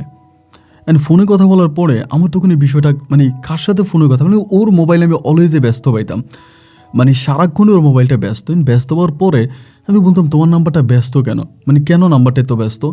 আর আমার বউ যে বাসায় থাকতো ওই বাসায় কিন্তু কোনো ড্রাইভার ছিল না, ওই বাসায় যে আরবি ছিল সেই তার বাচ্চা কাচ্চা নিয়ে যেত, সেই মানে গাড়ি চালাইতো, কোনো ড্রাইভার নাই। তো একটা পর্যায়ে ও আমারে বলে যে দেখো একটা মক্কেল পাইছি। আমার বউ আমারে বলতেছে, বলো মক্কেল মানে? বলে রাকিব নামের একটা ছেলে, বাড়ি হচ্ছে আমাদের এই দিকেই, নোয়াখালীর দিকে। অ্যান্ড ছেলেটা মোটামুটি মানে ওখানে মোবাইল দোকানদারি করে, ওর মোবাইল দোকান আছে। তো আমারে বলছে একটা দামি ফোন দিবে, ছেলেটার সাথে একটু প্রেম করতেছি। তো আমি বললাম এই ছেলে তোমার সাথে প্রেম করে কেন, কীভাবে পরিচয়? বলে ফেসবুকে পরিচয়। তো ও তো এগুলো করে এবং এগুলো করেই তো আমাকে মানে আনছে, যার কারণে আমি আর ওকে বাধা দিই না। বাধা না দেওয়ার পরে ও তখন আমার একদিন বললো কি, মানে কয়েকদিন পরে আমারে বলে যে সুহুর বলে একটা জায়গা আছে, সোহার না সুহুর আমি ঠিক জানি না, ওইরকম একটা জায়গা। আমার বলে আমি তোমার ট্যাক্সি দিয়ে ওখানে পাঠাবো, তুমি ওখানে যাইবা এবং ওখানে যাওয়ার পরে এই ছেলে তোমার একটা মোবাইল ফোন দিব এবং কিছু রিয়েল দিব, এগুলো তুমি নিয়ে আইসো। তো আমি বললাম যে মোবাইল ফোন দিব, রিয়েল দিব, কিন্তু কেন? বলে তুমি যাইও। এই বলার পরে আমি তখন আমার বউ আমাকে যেখানে বলে সোহার ওখানে গেলাম এবং যাওয়ার পরে দেখলাম যে এই ছিল অনেক বড় মোবাইল দোকান, মানে বিশাল বড় মোবাইল দোকান। এবং ওই দোকানে যাওয়ার পরে ছেলে আমাকে সেই সময় অনেক দামি, প্রায় লাখ টাকার উপরে যে দাম মোবাইল ফোনটার, এরকম একটা মোবাইল ফোন আমাকে দিল এবং আমাকে অনেকগুলো রিয়ালও দিল, একটা বক্স করে আমাকে পাঠাইলো। তা আমি এই বক্স নিয়ে পরে আমার বউর কাছে আসছি, বক্সটা দিলাম, দেওয়ার পর আমার বউ তখনই মানে টাকা নিল, মানে রুপি এই রিয়ালগুলো নিল এবং মোবাইল ফোন নিল। এবং কিছুদিন পরে এই ছেলে আবারও মাস্কাট আসছে। আমার বউ আমারে বলতেছে আমি ওর সাথে একটু রেস্টুরেন্টে বসবো, তুমি মাইন্ড করো না, ওর কাছে অনেক টাকা পয়সা আছে, আমি ওর কাছ থেকে কিছু টাকা নিয়ে তোমার নিয়ে বাংলাদেশে চলে যাব, আমার বউ আমারে বলতেছে। তো যাই হোক আমি এরপরে আমার মানে বউরে আর কিছু বললাম না। না বলার পরে আমার বউরে আমি নিজে ওখানে নামাই দিয়ে আসি ওই মার্কেটে, ওই রকম রেস্টুরেন্টে ওই ছেলেটার সাথে বসে অনেকক্ষণ কথাবার্তা বলে। এইভাবেই কিছুদিন কাটার পরে একটা সময় হঠাৎ করে এই ছেলেই কিন্তু আমার নাম্বার নিয়ে গেছে। এই ছেলে আমাকে ফোন দেয়, ফোন দিয়ে বলে ভাই আপনার বোন কোথায়? আপনার বোন তো আমার নাম্বার ধরে না। আমি বললাম যে ও আমারে শিখিয়ে দিছে, তোমার ফোন দিলে তুমি বলবো আমি দেশে চলে গেছি। আমি তখন বললাম আমার বোন তো দেশে চলে গেছে। ভাই ছেলেটা প্রচুর কান্না করে এবং মাঝখানে আসে আমার হাতে পায়ে ধরে কান্নাকাটি করে বলে যে ভাই ওর দেশের ঠিকানাটা আমাকে দেন, আমি ওর অনেক ভালোবাসে, আমি দেশে যাব। পরে আমি আর দেশের ঠিকানা দিলাম না, এই ছেলে কান্নাকাটি করে চলে গেল। এবং এই ছেলে যাওয়ার পরে আরেক ছেলে চিটংয়ের বাড়ি, নাম হচ্ছে ইয়াসিন। ইয়াসিন ওই লোকের কিন্তু বউ আছে, বাচ্চা আছে, ফ্যামিলি আছে, সবাই ওমানে থাকে। এই লোকে বিল্ডিং কনস্ট্রাকশনের কাজ করে, মোটামুটি উপরেই আছে, মানে ফোরম্যান পদে, ভালো টাকা ইনকাম করে। এই লোকের সাথেও আমার ওয়াইফ একইভাবে ফোনে কথা বলতে শুরু করে এবং ফোনে কথা বলতে শুরু করে। ফোনে কথা বলতে বলতে বলতে বলতে দেখা যায় এই লোকের কাছ থেকেও আমার বউ মোটামুটি অনেক টাকা নিয়ে যায় বিভিন্নভাবে তার সাথে ফোনে কথা বলতে। এবং এই যে লেনদেনগুলো করতো না, আমাকে দিয়ে করাইতো। আমার বলতো তুমি যাও, তুমি নিয়ে আসো। এবং সবার কাছেও আমাকে ওর চাচাতো ভাই পরিচয় দিত, কারো কাছেই বলতো না যে আমি ওর হাজব্যান্ড। সবার কাছে একটা কথাই বলে বেড়াতো যে এটা আমার চাচাতো ভাই। এবং ওই চাচাতো ভাই পরিচয় আমি বিভিন্ন মানুষের কাছ থেকে টাকা আনতাম। তো এটা আসলে এক জায়গায় দুই জায়গায় না, প্রায় অনেকগুলো জায়গা থেকে ও এরকম করে টাকা আনতো, আমারে পাঠাইতো, আমি যাইতাম, আমি টাকা আনতাম, আমি যেতাম। এবং একটা পর্যায়ে এরকম হয়ে গেছে যে ভাই ও যে আরবির বাড়িতে চাকরি করতো ওখান থেকেও একরকম মানে একরকম হচ্ছে, ওইখান থেকেও সে ওভাবে কাজ করে না, আরেকটা পার্ট টাইম কাজ করার জন্য একটা মেয়ে রাখে, আরেকটা মেয়ে রাখে বাঙালি একটা মেয়ে। ওই বাঙালি মেয়েটা পার্ট টাইম কাজ করতো, ও মাঝে মাঝে যাইতো, কিন্তু ওভাবে ও কাজ করতো না। তখন ওর বেশিরভাগ সময় ছিল ফেসবুকে ঘুরতো, শুধু ছেলে টার্গেট করতো, উমানের ভিতরে কোন কোন ছেলে আছে ওদেরকে টার্গেট করতো, ওদেরকে মেসেজ করতো, ওদের সাথে কথা বলতো এবং কথা বলে তাদের সাথে দেখা করতো, তাদের কাছ থেকে মোটা অঙ্কের টাকা নিত। এবং আল্লাহ মাফ করুক, আমি এরকমও দৃশ্য দেখেছি, অনেক খারাপ কাজও করতো। অ্যান্ড একটা পর্যায়ে আমার নিজের মাঝে তখন খুব খারাপ লাগা কাজ করতে শুরু হলো। অ্যান্ড আমি তখন চিন্তা করলাম যে না, আমি তো আসলে আমার বউকে এভাবে ওমানে রাখলে আমার বউ তো খারাপ হয়ে গেছে, আমি আমার বউকে ভালো রাস্তায় আনতে পারবো না। তো আমি তখন তারে বললাম যে আমি আর এই দেশে থাকবো না, আমি তোমার নিয়ে দেশে চলে যাব। তখন কিন্তু প্রায় আমাদের 6 বছর মতো ওমানে হয়ে গেছে। আমরা দুজনে কিন্তু 6 বছর ধরে আছি। আমাদের মোটামুটি অনেক টাকাও হয়ে গেছে, অনেক টাকা পয়সা হয়েছে। তো এখন আর আমি এই দেশে থাকবো না। আমি বললাম তোমার নিয়ে চলে যাব দেশে গিয়ে আমরা একসাথে থাকবো। এই নিয়ে দুজনের মাঝে তখন তুমুল ঝগড়া হতো। ও আমার বলতো আমি কেন যাব, আমি দেশে যাব না, আমার দেশে কেন যেতে হবে।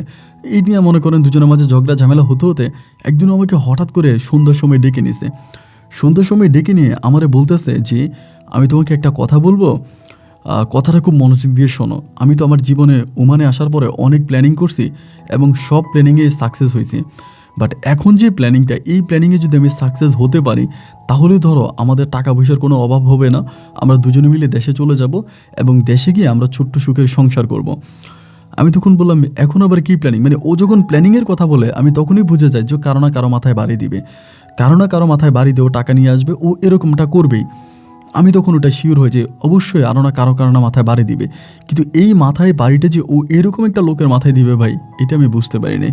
ও সেদিন আমাকে ঘরের মধ্যে ডেকে নিয়ে বলতেছে আমার কফিলের বড় ছেলে, আমি যে কফিলে চাকরি করি ওর বড় ছেলেটা হচ্ছে মানে মাত্র আপনার স্কুলে পড়ে, আমাদের ক্লাসের হিসাব করলে 9-10-এ পড়ে এরকম। এবং ছেলেটা দেখতে শুনতে অনেকটা ভালো, কিন্তু এই ছেলেটার একটু নারী লোভী, মানে নারীর স্বভাবই। ওই ছেলের বাসায় যে ফিলিপিনি মেয়েরা, কাজের মেয়েরা থাকতো, বিভিন্ন মেয়ের সাথেও খারাপ কাজ করতো।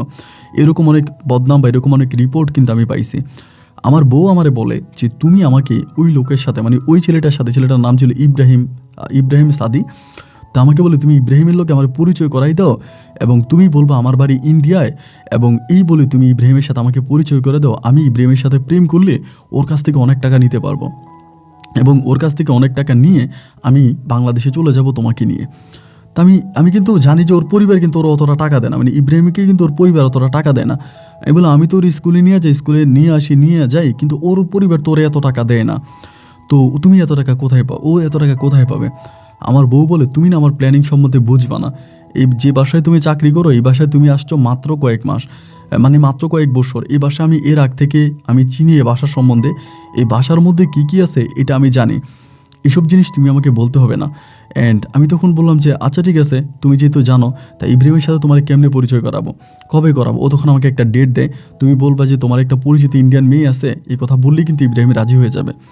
আমি তো আচ্ছা ঠিক আছে, সমস্যা নেই। পরে আমি ওর কফিলের ছেলেরে বললাম যে ইব্রাহিম এরকমভাবে, তারা আরবিক ভাষায় বললাম। ও মেয়ের কথা শুনে লাভ দিয়ে উঠছে যে ইন্ডিয়ান মেয়ে ওর অনেক পছন্দ, মানে ইন্ডিয়ান মুভিও দেখে, ইন্ডিয়ান সব কিছু সিরিয়াল দেখে, তো ইন্ডিয়ান মেয়ে ওর খুব পছন্দ। ইন্ডিয়ান কথাটা শোনার পর অনেক বেশি এক্সাইটেড হয়ে গেছে যে দেখবে। আমি যে ঠিক আছে। পরে লুলু একটা মার্কেট আছে আমাদের এইদিকে, ওই লুলু মার্কেটে নিয়ে আমি তখন আমার বউয়ের সাথে ইব্রাহিমের পরিচয় করাই দিলাম। কিন্তু ভাই অবাক করা বিষয় হচ্ছে, আমি ওই লুলু মার্কেটে যাওয়ার পর আমার বউয়েরে আমি চিনতে পারি না।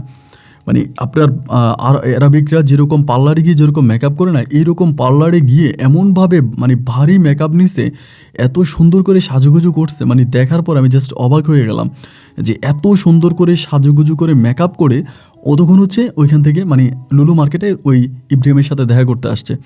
মানে আমার বউর দিকে তাকে আমি নিজে আফসোস করতেছি, আর এত সুন্দর আমার বউ, আমি নিজেই যেন চিনতে পারি না।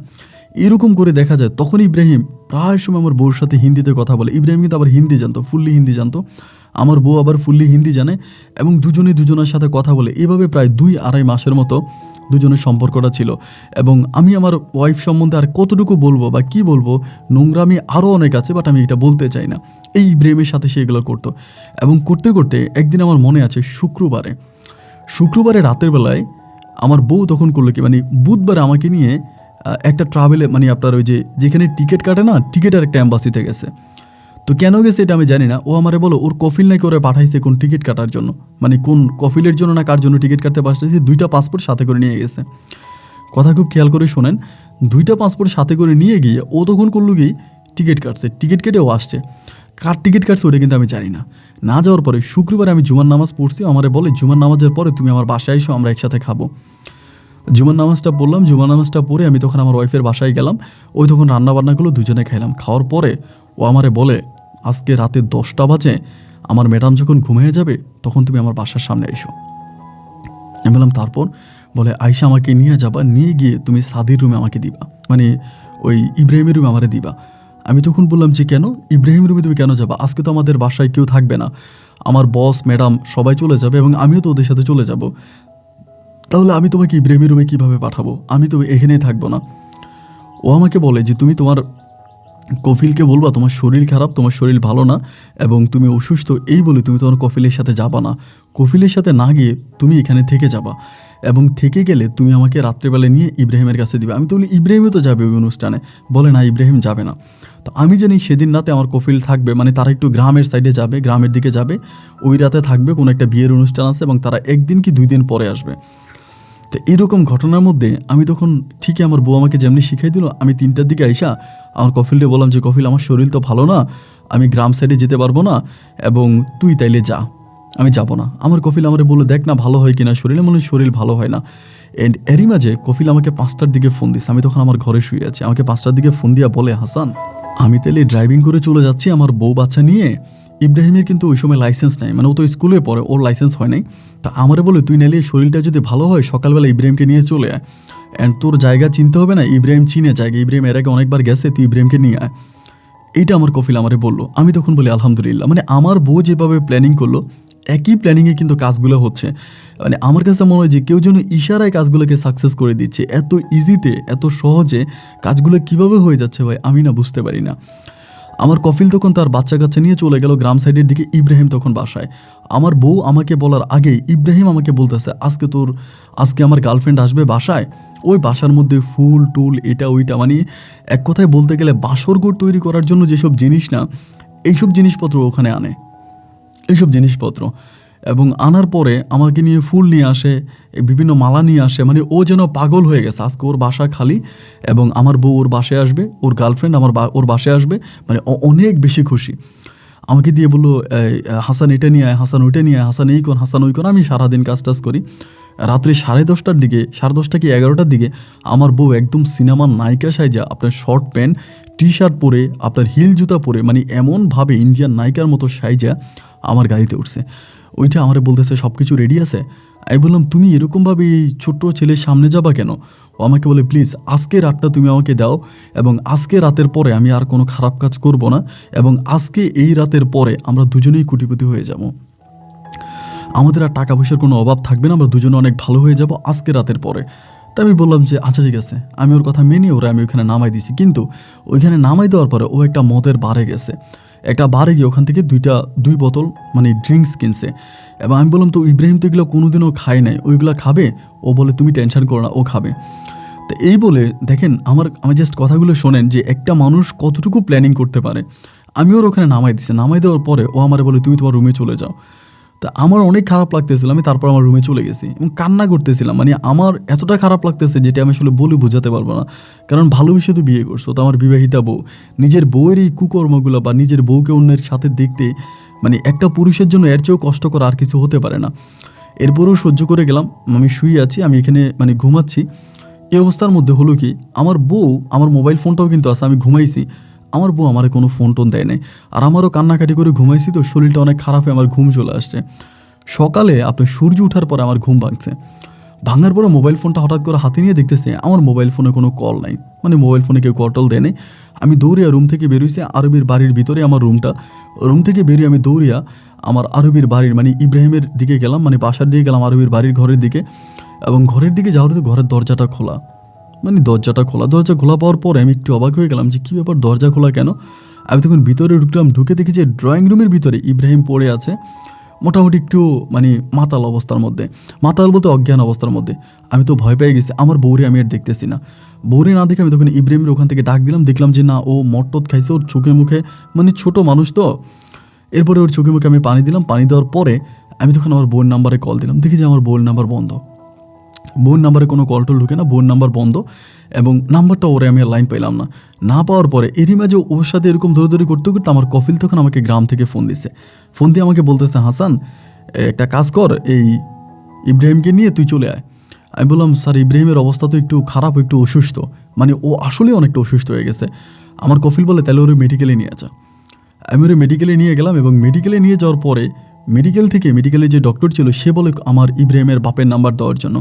তো আমি তো ভাই অত কিছু বুঝি না, বা কী হচ্ছে না হচ্ছে এত কিছু বুঝি না। আমি তখন ইব্রাহিমের বাপের নাম্বার দিলাম এবং ইব্রাহিমের বাপের নাম্বারটা দেওয়া মাত্রই মানে কি হয়েছে না হয়েছে জানি না, মানে মানে আপনার 2-3 ঘন্টার মধ্যে আমার কফিল এখানে চলে আসছে। প্লেনে আসছে না হেলিকপ্টার আসছে, কীভাবে আসছে উনিই জানে, উনি খুব দ্রুত চলে আসছে এবং এসে আমার সাথে কোনো কথা বলে নাই। উনি জাস্ট হসপিটালে ডিরেক্টলি ঢুকলো, ওনার ছেলেকে দেখলো এবং ছেলেকে দেখে উনি ডিরেক্টলি হচ্ছে ওনার বাসায় গেছে, মানে ওনার যে রুমে আছে রুমে গেছে।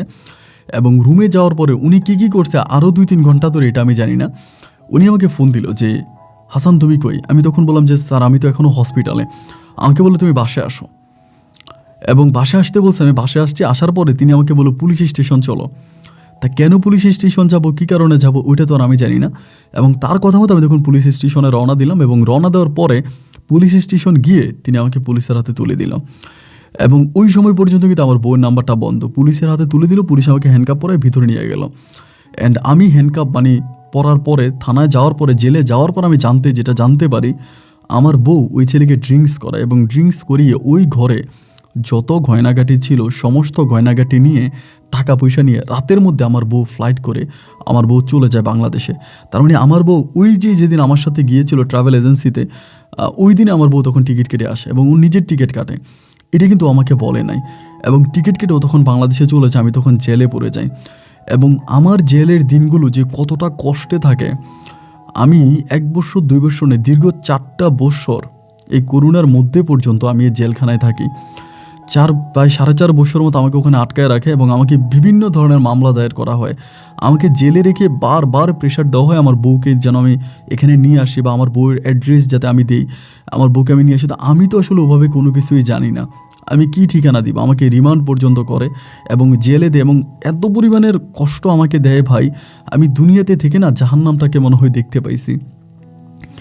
জাহান্নামের কষ্ট কতটা ভয়ঙ্কর এটা আমি জানি না, তবে মনে হয় এর থেকেও বেশি কষ্ট আমি এই ওমানের মাটিতে পাইছি। 4-4.5 বছর আমাকে জেল খাটে পরে আমাকে দেশে পাঠায় এবং আমি যখন দেশে যাই আমার অবস্থা তখন এতটাই খারাপ, আমি মানে একদম নিঃস্ব হয়ে যায়, আমার কাছে তেমন কিছুই থাকে না।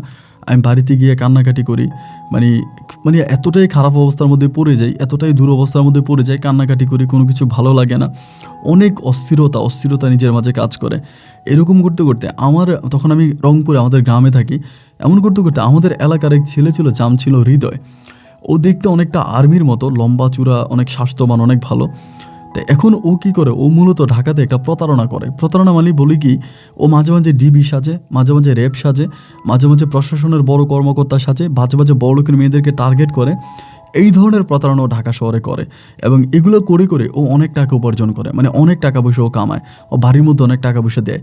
তো ও আমার কিছু টাকা পয়সা সাহায্য সহযোগিতা করে, আমাকে হেল্প করে এবং আমার কাছ থেকে আমার জীবনে ঘটে যাওয়া ঘটনাগুলো জানার জন্য চেষ্টা করে।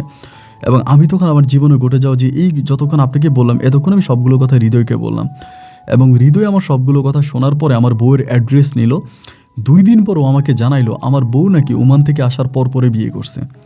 ওমান থেকে আসার পরেও বিয়ে করছে এবং ও ওর হাজব্যান্ড নিয়ে অনেক ভালো আছে এবং ওদের 2টা বাচ্চা সন্তানও আছে, 2টা সন্তানও আছে এবং তারা দুজনে অনেক ভালো আছে। আমার বউ নাকি আপনার নোয়াখালীতে কাপড়ের দোকান দিয়েছে, অনেক ব্যবসা বাণিজ্য শুরু করেছে, গাড়ি কিনেছে, মানে বিশাল অবস্থা। সে কম করে হলেও 2 কোটি টাকার স্বর্ণ গয়না নগদ টাকা নিয়ে আসছে, সর্বনিম্ন বাংলাদেশে টাকা হিসাব করতে গেলে।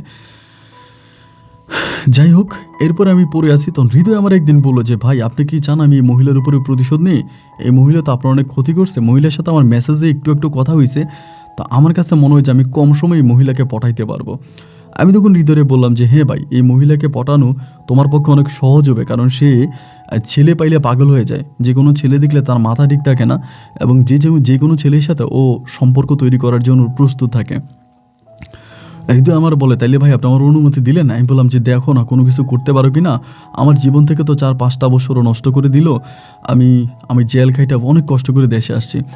এবং হৃদয় তখন করলো কি আমার বউর সাথে এরকম চ্যাটিং ফ্যাটিং শুরু করলো এবং করতে করতে আমার খুব কঠিনভাবে ও আমাকে বুঝাইলো যে ভাই এতটা দুর্বল হলে হবে না, এই মেয়েটা আপনার এত ক্ষতি করছে, আপনি ওরা ছাইরে না, আমি যেভাবে পারি ওটাকে ঢাকায় আনবো, আমি আমার বাসায় আনবো এবং আপনি ওরা হাতে নাতে ধরে আপনাকে শাস্তি দিবেন।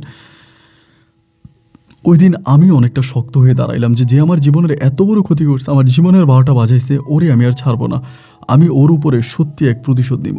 দেওয়ালে পিঠ থেকে গেলে একটা মানুষ যেমন করে ঘুরে দাঁড়ায়, আমি ঠিক তেমন করে ওই জায়গার মধ্যে ঘুরে দাঁড়াইলাম যে না, আমিও প্রতিশোধ নিব, যে আমার জীবনটা এভাবে নষ্ট করেছে, আমার জীবনে এত বড় ক্ষতি করেছে, আমি তাকে এভাবে ছাড়বো না। এবং একইভাবে হৃদয় তখন তাকে আস্তে আস্তে বুঝিয়ে একটা সময় আমাকে ঢাকায় নিয়ে যায়, এবং ঢাকায় নিয়ে হৃদয় যে ফ্ল্যাটে থাকতো ওই ফ্ল্যাটের মধ্যে ও কীভাবে আনে আমি জানি না, মানে কোন মন্ত্র দিয়া কোন কথা বলে আমার বউরে নিয়ে আসে ওই ফ্ল্যাটের মধ্যে তখন আমার বউরে আনে, এবং আমারে বউরে আনার পরও আমারে ফোন দেয়, দিলে পরে আমি তখন রুমের মধ্যে যাই।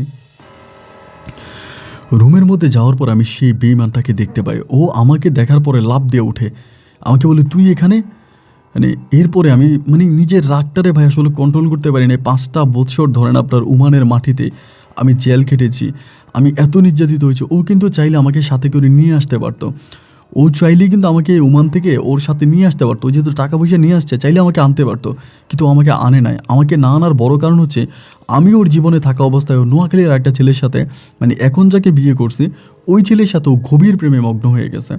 মানে ওই ছেলের সাথে ও তখন প্রেম করতেছে। এখন আমাকে দেশে নিয়ে আসলে তো ধরেন আমাকে ওর আমার সাথে থাকতে হবে, এই জন্য বুদ্ধি খাটিয়ে সাপও মারছে, লাঠিও ঠিক রাখছে। আমাকে ওখানে যে পুলিশে ধরাই দিছে, এবং বাংলাদেশে এসে ও নোয়াখালী ছেলেটারে বিয়ে করছে, করে ওই ছেলের সাথেও সংসার করতেছে। আমি ওরা তখন দৌড়ছি, ধরার পরে মানে জীবনে কোনোদিন আমি কিন্তু কারো গায়ে হাত তুলি নাই ভাই, আমার জন্মের পরে কোনোদিন কারো গায়ে আমি হাত তুলি নাই। এই প্রথম আমি ওরে পিটাইলাম, মানে মারলাম। মানুষ যে মানুষকে মারে, মানে আমি যে জীবনে কখনো কারো গায়ে হাত তুলবো এটা আমার চিন্তা ভাবনার মধ্যেও ছিল না। দরজার মধ্যে ঢুকে মারলাম, মারার পরে পর্যাপ্ত মারছি, এবং মারতে মারতে অজ্ঞান করে ফেলছি। জ্ঞান হারানোর পরে আমাকে তখন হৃদয় একটা বুদ্ধি দিল যে ভাই একটা কাজ করেন, এই মেয়েটা তো এখান থেকে বের হয়ে আপনার নামেও মামলা দিব, আমার নামেও মামলা দিব, এমন কিছু একটা করেন যেটা করলে এই মেয়েটা কোনোদিনও আর আপনার কোনো ক্ষতি করতে পারবে না। তো আমি বললাম যে এমন কি করব, বলে তারে ভিডিও করেন, তার কাপড় চোপড় খোলেন, খুলে তার সাথে খারাপ কাজ করেন এবং করে এটা ভিডিও রেকর্ড করে রাখেন, এটা দিয়ে মেয়ের পরে আমরা ব্ল্যাকমেল করতে পারবো, ও আর আমাদের ক্ষতি করতে পারবে না। তো হৃদয় যেমনি আমার শিখিয়ে দিল, ও তো আমার বউই ছিল, তখনও তো আমার সাথে কোনো মানে তালাক মালাক কোনো কিছু হয় নাই। আমি একইভাবে মোবাইল ফোন দিয়ে ওরে আমি ভিডিও করি। এটা 2022 সালের ঘটনা। 2022 সালে আমি ওরে ভিডিও করি, এবং ভিডিও করি এই ভিডিও ফুটেজ আমি তখন রেখে দিয়ে ওকে আমি তখন সুস্থ করি, বা ওখান থেকে আমি ওরে পাঠাই দিই, তখন চলে যায়। ঠিক যেমনটা ও করছিল, যেমনটা বলছিল তেমনটাই ও গিয়ে সাথে সাথেই ডিবিকে দিয়ে, র্যাবকে দিয়ে, মানে উপরের লেভেলে আমাদের নামে মামলা দায়ের করে, আমার নামেও হৃদয়ের নামেও। পরে আমি ওর ভিডিও কলে এই মানে আরেকটা মোবাইল থেকে এই ভিডিওগুলো দেখাই যে এই ভিডিওগুলো তোমার হাজব্যান্ডের মোবাইলে দিব, এবং আমি এই ভিডিওগুলো ইন্টারনেটে ছেড়ে দিব যদি তুমি এই কাজগুলো করো। তো আমার ভাই তখন মনে হয়েছিল কি যে ও তো হাজার ছেলের সামনে ল্যাংটা হয়েছে, ওর আর ল্যাংটা ভিডিও বেরোলে ভাইরাল হলেই সমস্যা কি, কিন্তু দেখলাম যে না, ওই মুহূর্তটাতে এসে ওই এই জিনিসটা দেখানোর পরে ভয় পেয়ে গেছে। আমারে বলেছে না না তুমি এটা কখনোই করো না, এটা আমার ভুল হয়েছে, ঠিক আছে আমি কোনো মামলা করবো না, সব কিছু উঠাই নিছে, মামলা মোকদ্দমা সব উঠে নিছে। উঠে নেওয়ার পরে আমার তখন টাকার প্রয়োজন হইতো। হৃদয় আমার বলতো যে আপনি ওর কাছ থেকে টাকা নেন, কিন্তু হৃদয় কোনোদিন আমার ক্ষতি করে নাই, বা হৃদয় কখনোই আমাকে কোনো কিছু বলে নাই। ও হৃদয় কখনোই ওর কাছ থেকে কোনো টাকা পয়সা নেয়ও নাই, শুধু ফ্রেমের ফাঁদে ফেলে ওকে ঢাকায় নিয়ে আসে। আর ও হৃদয়ের কাছেও বলছে ও আনমেরিড, ও বিয়ে করে নাই, মানে চরম লেভেলের, মানে যেখানে যাইতো সেখানেই প্রতারণার আশ্রয় নিত। এরপরে এরকমভাবে তার সাথে আমি কথা বলতাম, আমার টাকা লাগবে, আমার টাকা দাও, তোমার কারণে আমি লক্ষ লক্ষ টাকা ওমানের মাটিতে হারাই আসছি, আমার এটা গেছে, আমার এটা টাকা লাগবে, টাকা দাও। আমাকে টাকা দিত 20,000, 50,000, 1 লাখ, মানে এরকম করে আমাকে টাকা দিত। আমি ওর টাকাতে আমার বোনগুলোর বিয়ে দিলাম। আমার বোনগুলোর বিয়ে যদিও 2টা বোনের বিয়ে আগে হয়ে গেছে, এরপরে বাকিটার বিয়ে আমি ওর টাকায় দিলাম, এবং ওর টাকা আমি বাড়িতে বিল্ডিং পর্যন্ত তুললাম, ওর টাকা আমি অনেক কিছু করছি। এরপরে ও স্বেচ্ছায় 2বার রংপুর এসে আমার সাথে দেখাও করে গেছে, যদিও আমাদের মাঝে কোনো শারীরিক সম্পর্ক হয় নাই, ও 2বার রংপুর এসে আমার সাথে দেখা করে গেছে, মানে তখনও আমার সাথে অনেকটা ভালো হয়ে গেছে। এবং ওই ভিডিওর কথা এখন আর মনেও নাই। ধরেন 2022 সাল থেকে এখন 2024 সাল, 2024 সালে আসার পরে ও তখন আমাকে বলতেছে, মানে 2024-এর আপনার সেপ্টেম্বরে ওর হাজব্যান্ডের সাথে ওর ডিভোর্স হয়ে গেছে। ওর 2টা কন্যা সন্তান ছিল, 2টা মেয়ে থাকার পরে হাজব্যান্ডের সাথে ওর ডিভোর্স হয়ে যায়, কারণ হাজব্যান্ডটা ভালো ছিল না। ও ওমান থেকে অনেকগুলো টাকা নিয়ে আসছে, ওইটা লোভে ওর হাজব্যান্ড ওরে বিয়ে করে বা ওর সাথে সংসার করে। আর 2টা মেয়ে হওয়ার পরে ওর হাজব্যান্ড ওকে ছেড়ে দেয়, ছেড়ে দিলে পরে ওর সাথে কথা বলে, ফোনে কথা বলে, এবং দেখা গেল যে ও রংপুরে অনেকবার আসে, এবং ওর নিজের গাড়ি আছে, নিজের গাড়ি নিয়ে আসে, ড্রাইভার নিয়ে আসে, আমার সাথে রংপুরে থাকে বিভিন্ন হোটেলে। এবং এখন যে কারণে আমি আপনাকে গল্পটা বলা, বা যে কারণে আমি এতক্ষণ কথা বললাম, তার বড় কারণ হচ্ছে ইদানিং ও আমাকে ডিরেক্টলি অফার করতেছে আমাকে বিয়ে করার জন্য। তো ওর ভিডিও ফুটেজটা কিন্তু আমার কাছে আছে, এটা কিন্তু আমি কাউকে দিও নাই, এবং এই ভিডিও নিয়ে কিন্তু ওর কোনো মাথা ব্যথাও নাই, বা এই ভিডিওর বিষয়ে কিন্তু আমাকে কোনো কিছু বলেও না। ও শুধু আমাকে বলে আমার হাজব্যান্ড তো আমাকে ছেড়ে দিয়েছে এবং হাজব্যান্ডের সাথে আমার ডিভোর্স হয়ে গেছে, আমার তো জীবনে আর কোনো কিছুই রইলো না, আমার তো আর কোনো কিছুই রইলো না, আমি তো আর কোনো কিছু পেলাম না, তা তুমি আমাকে বিয়ে করো, আমরা বিয়ে করে বাকি জীবনটা আমরা একসাথে থাকি। আমি তোমাকে অনেক কষ্ট দিয়েছি, হ্যাঁ এটা সত্যি যে আমি নোয়াখালীর ওই ছেলেটাকে ভালোবেসে তোমাকে ইচ্ছে করে আমি পুলিশের কাছে ধরাই দিয়ে আমি চলে আসছি। আমি জানি আমি চলে গেলে তুমি বিপদে পড়বা এবং জেনে শুনে আমি তোমাকে দিয়ে আসছি। আর এখানে আরেকটা বিষয় বলে রাখি, আমার কফিল যে ওই যে বাড়িতে গেছে, ও কীভাবে জানছে এই ঘটনাগুলো, আমার কফিল আমাকে হসপিটালে রেখে বাড়িতে গেছে, যাওয়ার পরে সিসি ক্যামেরা চেক করছে, সিসি ক্যামেরা চেক করে আমার বউয়ের ছবিও নিছে, আমার বউয়ের ছবি ক্যাপচার দিয়ে আমার বউয়ের ছবি দিয়ে আমার বউয়ের ভিসা বের করছে এবং ভিসা বের করার পরে আমার বউয়ের ভিসা বের করার পরে আমার ওয়াইফের যেই কফিল ছিল মানে আরবাব ছিল, আমার ওয়াইফের আরবাবের সাথে এই আমার আরবাব তখন যোগাযোগ করে, দুজনে কথাবার্তা বলে তখন আমার ওয়াইফকে আমার কফিল বলে মানে আমার ওয়াইফের কফিল বলে দেয় যে আমি তার হাজব্যান্ড। তখন আমার কফিল শিওর হয়ে যায় যে আমি ওকে এখানে ঢুকাইছি, দেন আমার কফিল আমাকে জেলে দিয়ে দেয়। এটা হচ্ছে আমার কফিল এই চালাকিগুলো, আমার কফিল অনেক চালাক ছিল, তো উনি আমাকে জেলে দিয়ে দেয়। না আমার বউ বলে যে আমি জানতাম আমি চলে আসলে তুমি বিপদে পড়বা, কিন্তু এরপর আমি তোমাকে বিপদে ফেলে আসছি। যাই হোক, আমাদের জীবনে যা হয়ে গেছে এটা তো আর কোনো সমাধান নাই, সব কিছু ভুলে চলো না আমরা বাকি জীবনটা দুজনে একসাথে কাটাই দিই। আমরা সব কিছু ভুলে সব কিছু মুছে গিয়ে বাকি জীবনটা আমরা একজন আরেকজনের হাত ধরে, আমার দুটো কন্যা সন্তান আছে, আর এই সময় আমার যে ছেলেটা ছিল আমার প্রথম ওয়াইফের ঘরে, আমি আমার ছেলেটাকেও নিয়ে আসছি আমার বাড়িতে। আমি মামলা টামলা করে আমার ছেলেকে নিয়ে আসছি, ও বলে আমার দুইটা মেয়ে আছে, তোমারও একটা ছেলে আছে, তাদের এই তিনটা সন্তান নিয়ে আমরা ঢাকা শহরে বুকে একটা ছোট্ট সুখের সংসার করব। আমি ঢাকা শহরে একটা ফ্ল্যাট কিনবো, এরপর আমরা দুজনে একসাথে থাকবো, আমার নিজের অনেক কাপড়ের ব্যবসা আছে, এগুলো আমরা দেখাশোনা করব। এবং এইভাবে লাস্ট কয়েকটা মাস ও আমাকে প্রতিনিয়ত আমাকে বিয়ে করার জন্য প্রেশার দিয়ে যাচ্ছে। কেউ কেউ আমাকে বলে বিয়ে করে ফেলেন, যেহেতু ধরেন ও এখন ওর স্বামী নাই, ও নিজে একটা দুরবস্থার মধ্যে আছে, আপনি কি বিয়ে করতে চাইলে বিয়ে করে ফেলেন। আবার কেউ কেউ বলে যে ও আমার কাছ থেকে কৌশলে আমার কাছ থেকে ভিডিওটা নিয়ে যাওয়ার জন্য আমাকে বিয়ে নামক ফাঁদে ফেলে আমার জীবন আরও শেষ করার চেষ্টা করতেছে। কেউ কেউ বলে যে রংপুরের ওইদিকে দেখে শুনে একটা বিয়ে করে সংসার করেন, আবার কেউ কেউ বলে ওর কাছে ফিরে যাওয়ার জন্য। আসলে ঠিক এই মুহূর্তে আমি কোথায় যাব আমি বুঝতে পারতেছি না। এটা নিয়ে আমি অনেক উকিলের সাথে আলোচনা করেছি, এক এক উকিল আমাকে এক এক ধরনের বুদ্ধি দেয়, এক এক মুরব্বী আমাকে এক এক ধরনের বুদ্ধি দেয়। তাই আপন ভাই, আমি সর্বশেষ আপনার দ্বারস্থ হলাম। আপনি যখন ফেসবুকে ছোটো ছোটো ভিডিও দিতেন, আমি তখন থেকে আপনার অনেক বড় একজন সাবস্ক্রাইবার, আপনার ফ্রেন্ড। তো সেই জায়গা থেকে আমি আপনার কাছে অনুরোধ করি যে আপনি মেহেরবানি করে আমার গল্পটা পড়বেন এবং গল্প শেষে আমাকে আপনি একটা সঠিক সিদ্ধান্ত দিবেন। ভালো থাকবেন, আসসালামু আলাইকুম।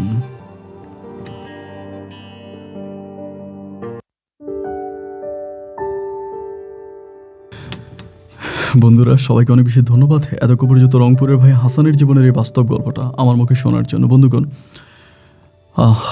মানে মানে আমি জাস্ট চিন্তা করতেছি যে হাসান ভাই এই মুহূর্তে দাঁড়িয়ে তার বউ বা আলিফাকে বিয়ে করার পরিকল্পনা করতেছে বা বিয়ে করতে চাচ্ছে, বা আলিফাও তার কাছে বিয়ে বসতে যাচ্ছে। আমি জানি আপনারা এক একজন এক এক ধরনের মন্তব্য করবেন।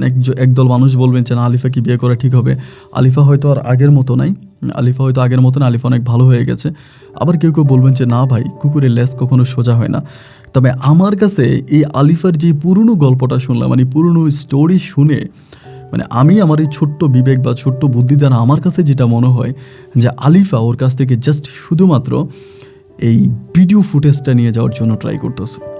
এবং শুধু তাই নয়, ওর যে হাজব্যান্ডের সাথে ওর ডিভোর্সটা হয়ে যায়, ওর হাজব্যান্ড ওকে ছেড়ে দেয়, এবং এই ছেড়ে দেওয়ার পিছনেও কারণ কিন্তু হাসান। যেহেতু আলিফা বারবার হাসানের কাছে আসতো, হাসানের সাথে থাকতো, এটা কিন্তু ওর হাজব্যান্ড দেখতো, বা ওর হাজব্যান্ড কিছুটা হলেও বুঝতে পারে। একটা ওয়াইফ যখন তাকে ছেড়ে অন্য কারোর সাথে থাকে, এটা কিন্তু হাজব্যান্ড খুব ক্লিয়ার বুঝতে পারে। এবং হাজব্যান্ডে আমার মনে হয় যে হাসানের কাছে যাইতো, হাসানের সাথে থাকতো, বা হাসান তাকে ব্ল্যাকমেল করতো, এগুলো ওর হাজব্যান্ড বুঝতে পারে, এবং বুঝতে পারার পরেই সম্ভবত ওর সাথে ওর সংসারে ফাটল ধরে বা মেয়েটাকে ছেড়ে দেয়। এবং এই মেয়েটা পুনরায় আবারও হাসানের জীবন শেষ করে দেওয়ার জন্য, মানে হাসানকে মেরে ফেলার জন্য হয়তো বা নতুন একটা ফাঁদ তৈরি করেছে। এখন হাসান ভাই হয়তো বলবে তাই সেই ইচ্ছেগুলো তো আমাকে ঢাকায় মেরে ফেলতে পারতো, বা আমার সাথে রংপুরে হোটেলে থাকে ওখানে আমাকে মারতে পারতো। না ভাই, আপনাকে ও একেবারে মারবে না, আপনাকে একেবারে মেরে ফেললে তো হয়েই গেল, তাই না? আপনি মরেই গেলেন, আপনাকে এই পৃথিবীতে জিন্দা লাশ বানায় রাখবে, যেটা আমার কাছে মনে হয় আর কি। আই এম নট শিওর, বা আমার এই ধারণা যেই শিওর হবে তার কোনো সত্যতা নাই বা তারও কোনো ভিত্তি নাই। এটা হয়তো মিথ্যাও হতে পারে, হয়তো এমনও হতে পারে যে না, আলিফা আসলে সব কিছু ভুলে কষ্ট পেয়ে দুঃখ পেয়ে বাস্তব পৃথিবীর সম্বন্ধে অভিজ্ঞতা নিয়ে শেষ পর্যন্ত আল্লাহর দিকে তাকিয়ে হয়তো হাসানকে বিয়েও করতে পারে বা ভালোও থাকতে পারে। তো কোনটা আসলে সঠিক আমি সেটা জানি না। আমি আপনাদেরকে অনুরোধ করব, যারা এতক্ষণ পর্যন্ত দীর্ঘ 1 ঘন্টা ধরে আমার সাথে ছিলেন এবং আপনারা গল্প শেষ পর্যন্ত শুনেছেন, আপনারা প্লিজ একটা মতামত করবেন এবং আপনাদের মতামতের মাধ্যমে আমাদের রংপুরের ভাই হাসান তার জীবনের একটা সঠিক সিদ্ধান্ত নিতে পারবে। সবাই ভালো থাকবেন, সুস্থ থাকবেন, এই শুভকামনায় আজকের মতো এখানেই বিদায়। দেখা হবে অন্যদিন অন্য কারো বাস্তব জীবনের গল্প নিয়ে। আল্লাহ হাফেজ এন্ড আসসালামু আলাইকুম।